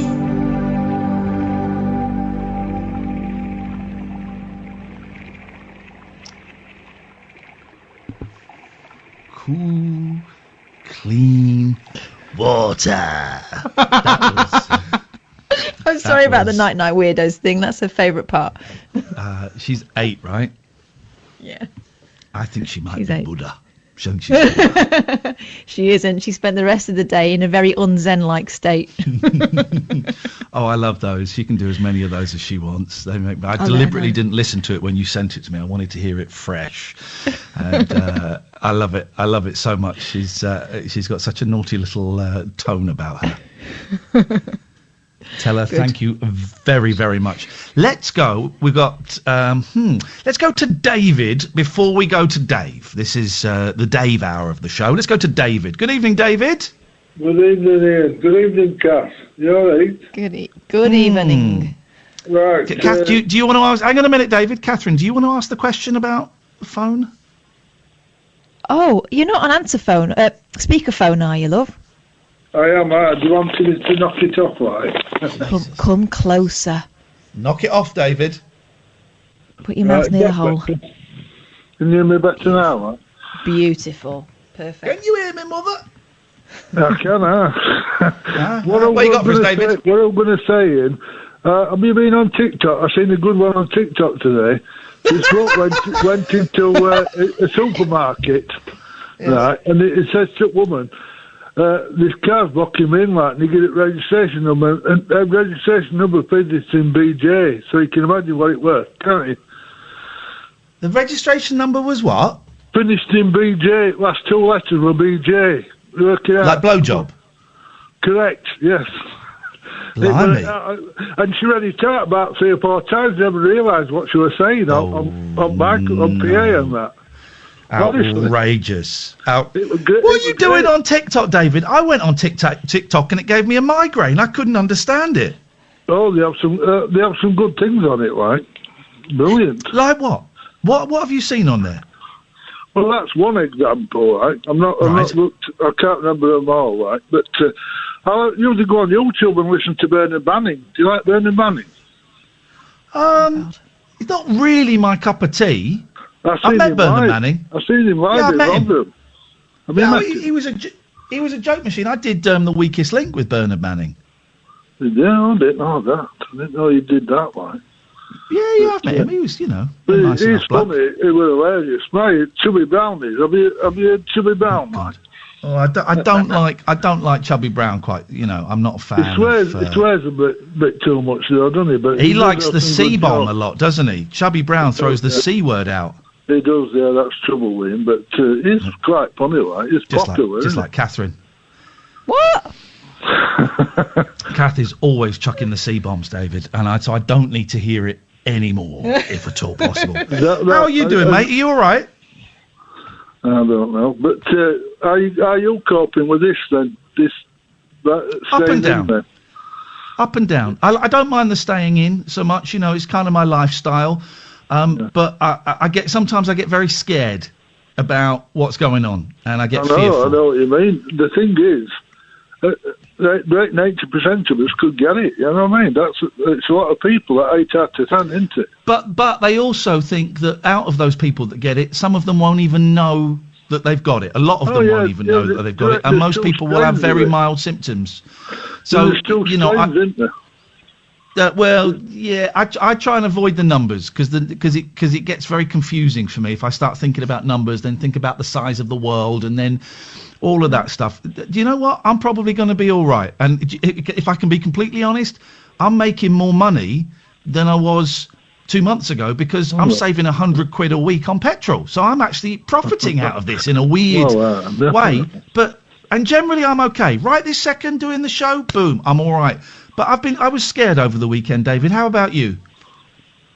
Well, it's a bit frightening, isn't it, when you think about it? But like I said, there's a mild strain and the severe strain. If you get the mild strain, you're okay. But get the severe strain, it's all. I don't know if it's. I know there are 2 strains. I don't think it quite works like that. But I don't think there is a mild and a severe. I think it's just. It depends on your fitness. It also depends. David, thank you so much. 0344 499 1000. I read we don't want to talk about it too much. I'll read about a pervert in a minute. I read an interesting thing that John Ronson tweeted, and I don't know No, I don't know if this is true, so I'm not gonna say it, but it was interesting. But I'll tell you privately, Catherine. But we're not in the arena of spreading rumours. Catherine, say hello to Dave for me, please. Hello, Dave. Hello, Kath. I think I'm going to read social services. The soap of serenity. The soap of serenity. You're Obviously, telling me hand washing is on her mind. She's sitting upstairs listening to Frank Zappa records, smoking a doobie. Don't. I mean, it's a matter of time, frankly, Dave. It's a matter of time. Yeah, I got really angry earlier on at one of your callers. Barry from Watford. I do apologise. We won't let him call again. I promise, mate. I'm sorry. It was David Babcock and his wife in a Hoover bag or whatever it was.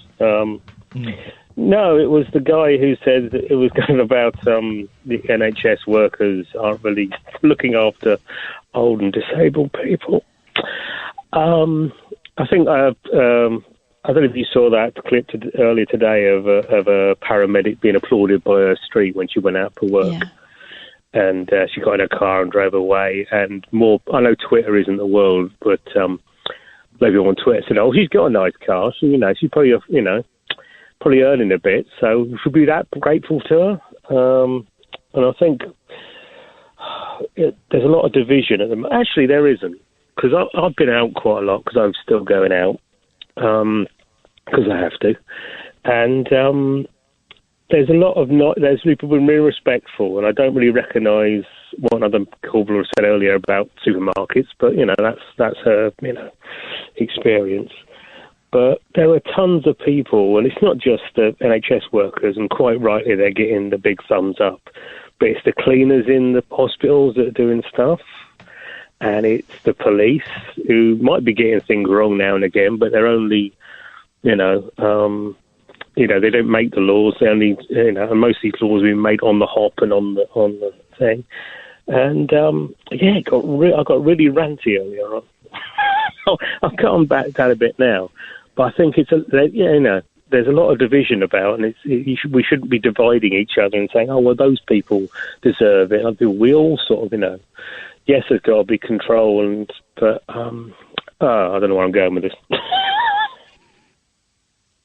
No, I know exactly what you mean. It's that thing we were talking about earlier on, Ian, about starting to look at each other with suspicion and we should fear each other and we should compete with each other. That's the slippery slope, isn't it? I think it's a hangover from the whole Brexit stuff when we divided, we split almost 50-50. And it got very, very nasty and it got very, very toxic. And I still see some of the people who were very, very angrily adamant that we had to leave Europe. The very aggressive people are now, some of them are being very aggressively anti-police, anti, this is a serious condition. Some of them are very upset at the laws, the rules that have been put in place to protect people, calling it out as a conspiracy, calling it out as a way to control us. It's no worse than the flu. The police are being heavy-handed, and all right, there may be a few situations where the police are being heavy-handed, but this is new for them as well. Exactly, yeah. Who knows? There may even be one or two of them that are getting off on it. Who knows? But this is a new situation for them, and the rules. They are quite vague. There is no specific, set of instructions they can follow. No. And they are putting their lives at risk by trying to break up people that are doing stuff. And do you know what? If a copper tells you to move on, do it now. Move, yeah. Do it. Make a complaint later. Maybe go home and make a complaint. Or in 6 months, 12 months' time when this is done, look back and go, well, was that heavy-handed? Or, if a copper tells you to move on now, you might as well just move on. That's me, and I always do what coppers tell me to do anyway.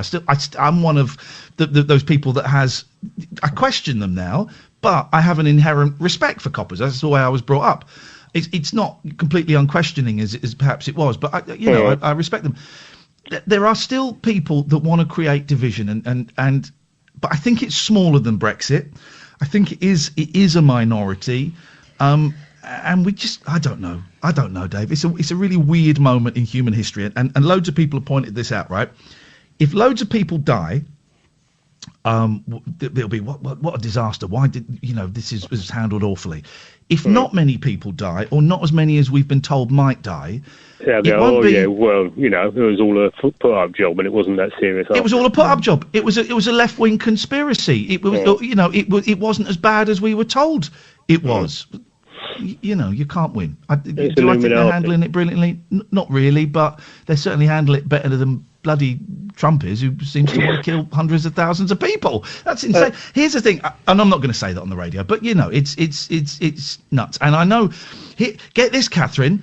What are you now, Dave? What did you got a document saying you're a vital a vital part of protecting the public service. Yeah.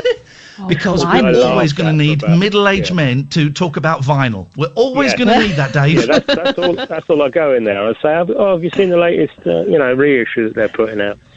But thanks for playing We All Stand Together earlier. It's good, isn't it? Because that was that, and that still is a thing that people beat McCartney around the head with. They say, what's he going to play, the Frog song? And I think if it wasn't for the video, people would just treat that song as the absolute piece of genius it is. I mean, it's better than Eleanor Rigby. Oh yeah, this is the man who can't read music. He taught himself to play the guitar, and he's writing stuff like that. The strings on that, the choral stuff.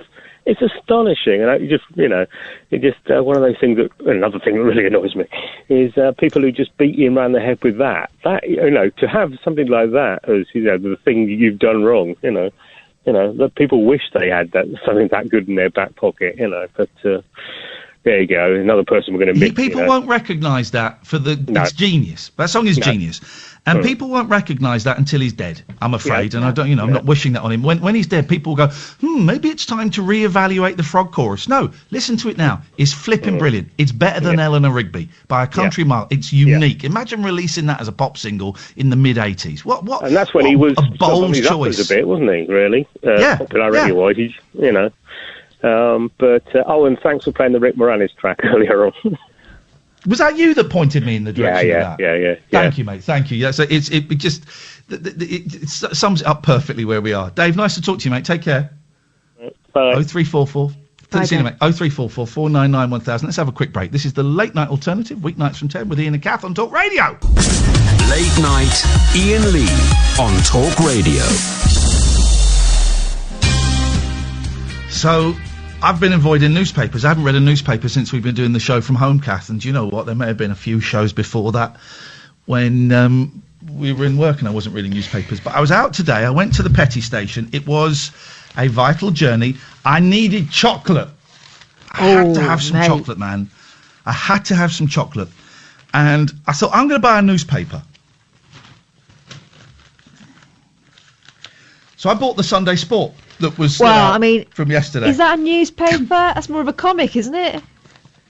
Now, yes, there are a lot of boobs in there. 8-page lockdown special, babes strip off at home. But porn for cowards.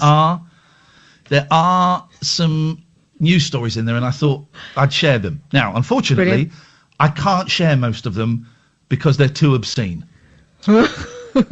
The one about Harvey Weinstein and getting coronavirus, there is a conspiracy theory he may have done it deliberately. I can't tell you why, but I've got a couple of the stories that I can do. 0344 499 1000. Here's a story from the Sport. PM, we need brave Phil at Cobra meetings. Brave TV star is drafted in to support government during these difficult times. Coronavirus victim PM Boris Johnson has invited brave telepresenter Philip Schofield to attend Cobra meetings to help advise the government on how to be brave during the coronavirus. Brave Phil, 57, who bravely came out as a gay last month, will also advise... Sorry? Will also advise ministers on how to persuade the country to be brave as the death toll soars. A government source said, the PM was slightly concerned that as the virus reaches its peak in a couple of weeks, there may be a few wobbles, both inside the government and in the country as a whole. The last thing the nation needs right now is ministers leaping from their office windows in Whitehall, gibbering about Armageddon with their underpants on their heads. So he asked the cabinet, who's the bravest man in Britain? There were a few suggestions which were all considered and rejected. Then a tea lady piped up, what about young Pip Schofield? Very brave man, very brave indeed. Boris threw his arms in the air, yelled something in Latin and declared her a genius. The cabinet secretary was sent off to ring Philip Schofield, but I believe a junior civil servant had to explain to him who Philip Schofield is. It's thought that if brave Phil takes on the role, he'll give members of the Cobra Emergency Committee a pep talk before each meeting. Our source said he'll also be asked to give each new government measure a bravery rating. It's clear that when it comes to bravery, Phil Schofield is the go-to man. So very brave. Brave Phil, already a national treasure, won the admiration of a nation when he bravely took to Instagram to post a brave message, bravely revealing he was a gay. He later bravely sobbed on co-host Ruth Langsford. And that's the end of the story. Wow, so brave. Amy, no, we don't do a handover with Darryl. We can't stand the scumbag. Here's another story. 0344 499 1000. Pervert's disgraceful demand. If I can't smell bottoms, I want compo. This is a Sunday Sport exclusive by Simon Dean. Britain's most notorious seat sniffer has demanded compensation from this, and if this doesn't get people angry, I don't know what will. Britain's most notorious seat sniffer has demanded compensation from the government because the virus lockdown has put the mockers on his vile hobby. Dirty Clinton Dennison says that the strict restrictions on people's movements imposed by now infected PM Boris Johnson are driving him up the wall. Dennison of Crewe, Cheshire, whined, what buses there are running are more or less empty, and nobody's leaving their bikes outside shops.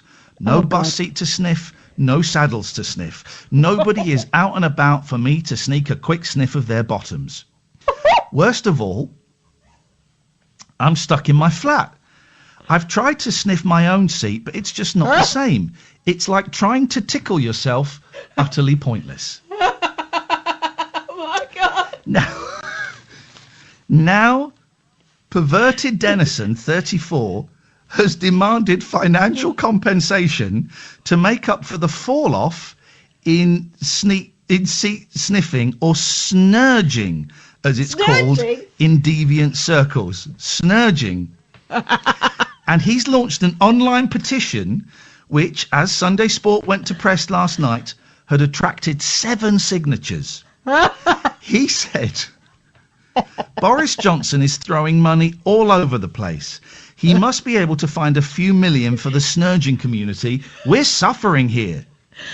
Dennison even claimed the PM was deliberately snubbing snurgers because of an altercation last year.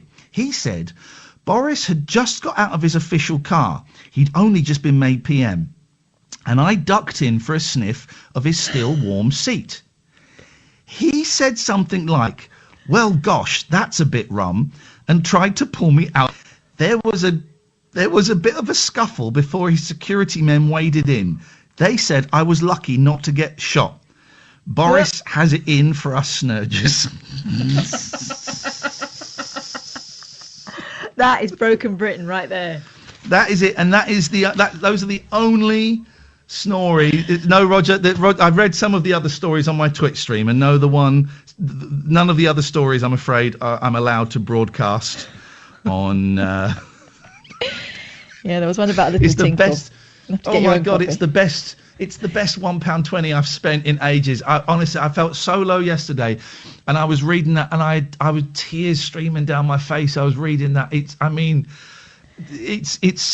like Viz. It is like Viz. So much like Viz that I've signed up to Viz for 6 months. Thought, why the hell not? Yeah, I have actually. I have. It reminded me of Viz so much. I thought I might as well subscribe to Viz. I might subscribe to the Sport. It is a work of art. 0344 499 1000 is the telephone number if you want to give us a call. Katherine, have you brought anything to this party? Because suddenly it was 9:45. I thought, oh shoot, I haven't done anything. I haven't got any preparation. All right, well, let's have a look at the Daily Star. That's what I always turn to when I need cheering up. And porn for cowards, apparently. The Loch Ness Monster, Bigfoot, and the Surrey Puma. Creatures that have never been proven to exist, but continue to live on in legend. I love how the Surrey Puma has made it to that shortlist. Never heard of it before. It's easy to write them off as mere myths, but more than one mythical creature has later been found to be real. Sea serpents were thought to be sailors' tall tales until the oarfish was catalogued by science in 1772. Right, they're trying to convince us that there might be something to this. Brace yourself. Okay. Oh, hang on, they're going to go on. The rarely seen fish, growing to 26 feet in length, is a good match for mariners' tales of monstrous serpents. No, it looks like someone battered a dolphin. That's what it looks like, the oarfish. Anyway, panning down. Here we go. Oh, you're still going on about that. Puma and lynx, blah, blah, blah. Several other mythical creatures on the brink of discovery. The thylacine, or Tasmanian tiger, is carnivorous marsupial that was once widespread across Australia. It became extinct on the Australian mainland, at least according to conventional scientific wisdom. What? You said extinct. You didn't say that. You said extinct. You said extinct. It became extinct. Well, I'm looking at it. It looks like a stripy dingo. Stripy what? Dingo. But I thought they were extinct. This is what I thought it was. Right, the headline to this says, Africa's Loch Ness Monster, dinosaur called Michele Mbebe, lives in the jungle, right? Which is what I was into. I can't find anything about Michele Mbebe. I mean, look down and see if I can find Michele Mbebe. Michele Mbebe. Here we go. The wildest tale in cryptozoology. By the way, Daily Star, that is a swizz because this is right far down. The wildest tale in cryptozoology is of the Michele Mbebe, a Nessie-like dinosaur lurking in the depths of the Lake Bangwelulo in Zambia. The beast, long part of local legend, was supposedly seen by European explorers in the early part of the 20th century. German adventurer Paul Gratz called the Nisanga a degenerate saurian which might well confuse with a crocodile, where not that the skin has no scales on its toes or arms. No, you can't do the voice. I can. You cannot do the voice. I can. Another German explorer of the period, Ludwig Freiherr von Stein zu Lausnitz, described an unknown animal of a brownish-grey colour with a smooth skin. Its size is approximately that of an elephant, at least that of a hippopotamus, and is said to have a long and very flexible neck. Lauren Coleman, though, I don't know who Lauren Coleman is, because I missed out quite a big part of this, thinks those tales are bullshine, and Michele Mbebe is probably an unknown species of aquatic rhinoceros, so that's that sorted. There's a bit more. Lauren goes on to say the mysterious creature has even been photographed in Lake Tele, the Republic of Congo, by the Herman Reugusters exhibition in 1981. Sadly, says Lauren, and because I skipped it, I don't know where he's from, so I'm going to say... American. Most people don't hear about the Reugusters, his expedition, nor the evidence he brought back, because the African-American adventurer has been widely ignored, even by many other cryptozoologists, simply because he was black. Former aerospace engineer Reugusters had a press conference on his return where he and his wife insisted on some old bollocks. Some old bollocks.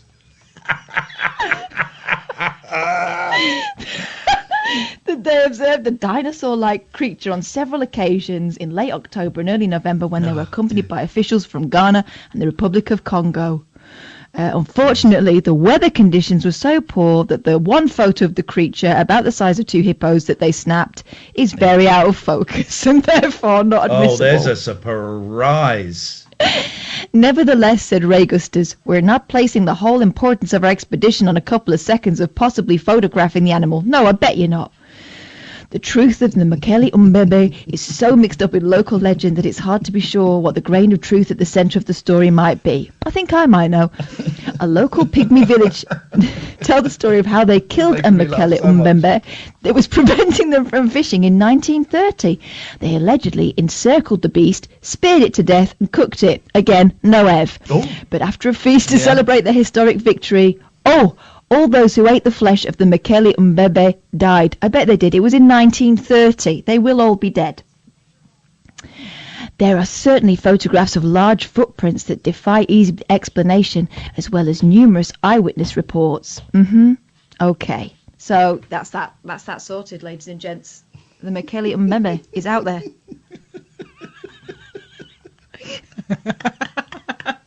Tell them that story again. They love it. Tell them that story again. That's what happened there. I've gone a little bit hysterical with this. We got another. Listen, we got 6 minutes. No one's calling in. I tell you what we'll do, Amy. Last 6 minutes of the show, and I know we have to be out at 58:30. Bang on. Daryl's on at 1 o'clock, and he will carry on taking your phone calls. Why don't you read the story about the drive-through, Ian? I cannot read the story about the drive-through. I cannot. It's too rude. It's too rude. Look at me growing. Look at me mature. Let's get the contract signed off for another 12 months. Then I'll read the story about the drive-through. Okay? Save it. Okay. We'll take calls straight to air. Last 5 minutes of the show. We may get nothing out of this. You know, it feels like you've all said what you wanted to say. But you've got 5 minutes.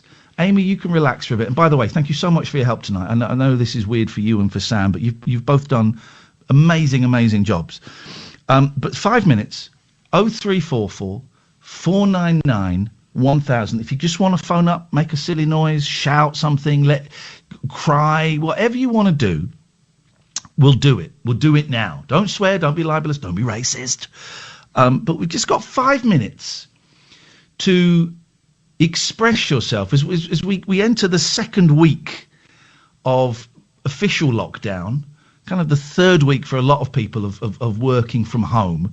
And maybe you're thinking, oh man, I got to get up in a few hours with the kids, and it does very strange things to your mind. So if you just want to let it all hang out, baby, now's the chance. 0344 499 1000. And also, if you don't want to let it all hang out, that's absolutely fine as well. You know, we're kind of steering from Monday into Tuesday, and Daryl's coming up in a few minutes. And if you just want to sit back and relax and enjoy the fact that me and Katherine are sat about an hour apart from each other, but we're here, and that there are people all over the country, all over the world, in fact, who are listening right now. And they're not listening to anything because, you know, these words don't really have any kind of import. You know, this is not content as such. But right now, when we're all feeling very isolated, and a lot of us are feeling very lonely and confused and scared, it's just nice to think that there's probably a few tens of thousands of us right now, all over the world. Some in bed, some sitting on a balcony, whatever. All just kind of connected together by this weird, silly, dumb little radio show that we do. And if you want to talk to those people, you've got 3 minutes to do it. Let's go to line one. Line one, you're on the wireless. Good evening. Hello. Good evening, line one. Hi. Good evening. My name is Martin. Enjoying your show this evening. Always a good relaxation. And thank you. Just needing to say, I'm a guy that has run a small business for some 45 years, and tomorrow we shut due to this hideous virus situation that we all find ourselves in. And it's the first time really sorry, that Martin. we've had something along those lines that is outside our control. We have 10 guys we look after normally, and the balance between staying working and the pulls of being safe have been inordinate. And it's amazing how whatever side of the fence you're on in this dilemma, someone is praising you and someone else is knocking you, and it's a very challenging situation for all, I think. Martin, thank you for that. I wish you the very, very best of luck with that, and I think you've spoken for thousands of people, the hundreds of thousands of people across the country who are going through something very, very similar, and I really appreciate you reminding us of that, and I wish the very best of luck. Thank you, Martin, and maybe we'll talk again soon. Line 3, you're on the wireless. Hello? You're on the air? Yep, you're on the air. Am I allowed to give my own radio show a little plug? Do you know what? Go on, why not? It's a music programme. It's 1 hour long. It plays a little bit of rock and a little bit of classics. It's called The Alan J Show. It's on Twitter and Facebook if you want to go and listen to it. Thank you very much indeed. It's on Twitter, guys. Let's go to line 2. 2, you're on the wireless. Hello? Hello? Yeah, you're on the air. And you're off the air. Let's go to line... Why won't that click? There we go. Line 4, you're on the wireless. Hi. That's quick. Hey, Sonia. We've got about 40 seconds left of the show. 1 second. Alexa, off. Right. Ooh, I like that stern voice. Good evening to you both, anyway. You've got about 30 seconds. All right. You said a phone number that you listened to, and it was something for BBC 4. BBC Radio 4 Extra. Right, I put that on. Okay? Yeah. About 10:12 you said that. And we're not going to talk about Corona because that programme scares me. It's about two scientists in a car crash. Oh, so Sonia, we're out of time, I'm afraid. We'll have to find out about whatever it was that scared you. Thank you, Katherine. Thank you so much, Amy. You've been brilliant. Stay tuned, dear listener. Coming up next, it's the brilliant Daryl Morris. This is Talk Radio. Talk Radio.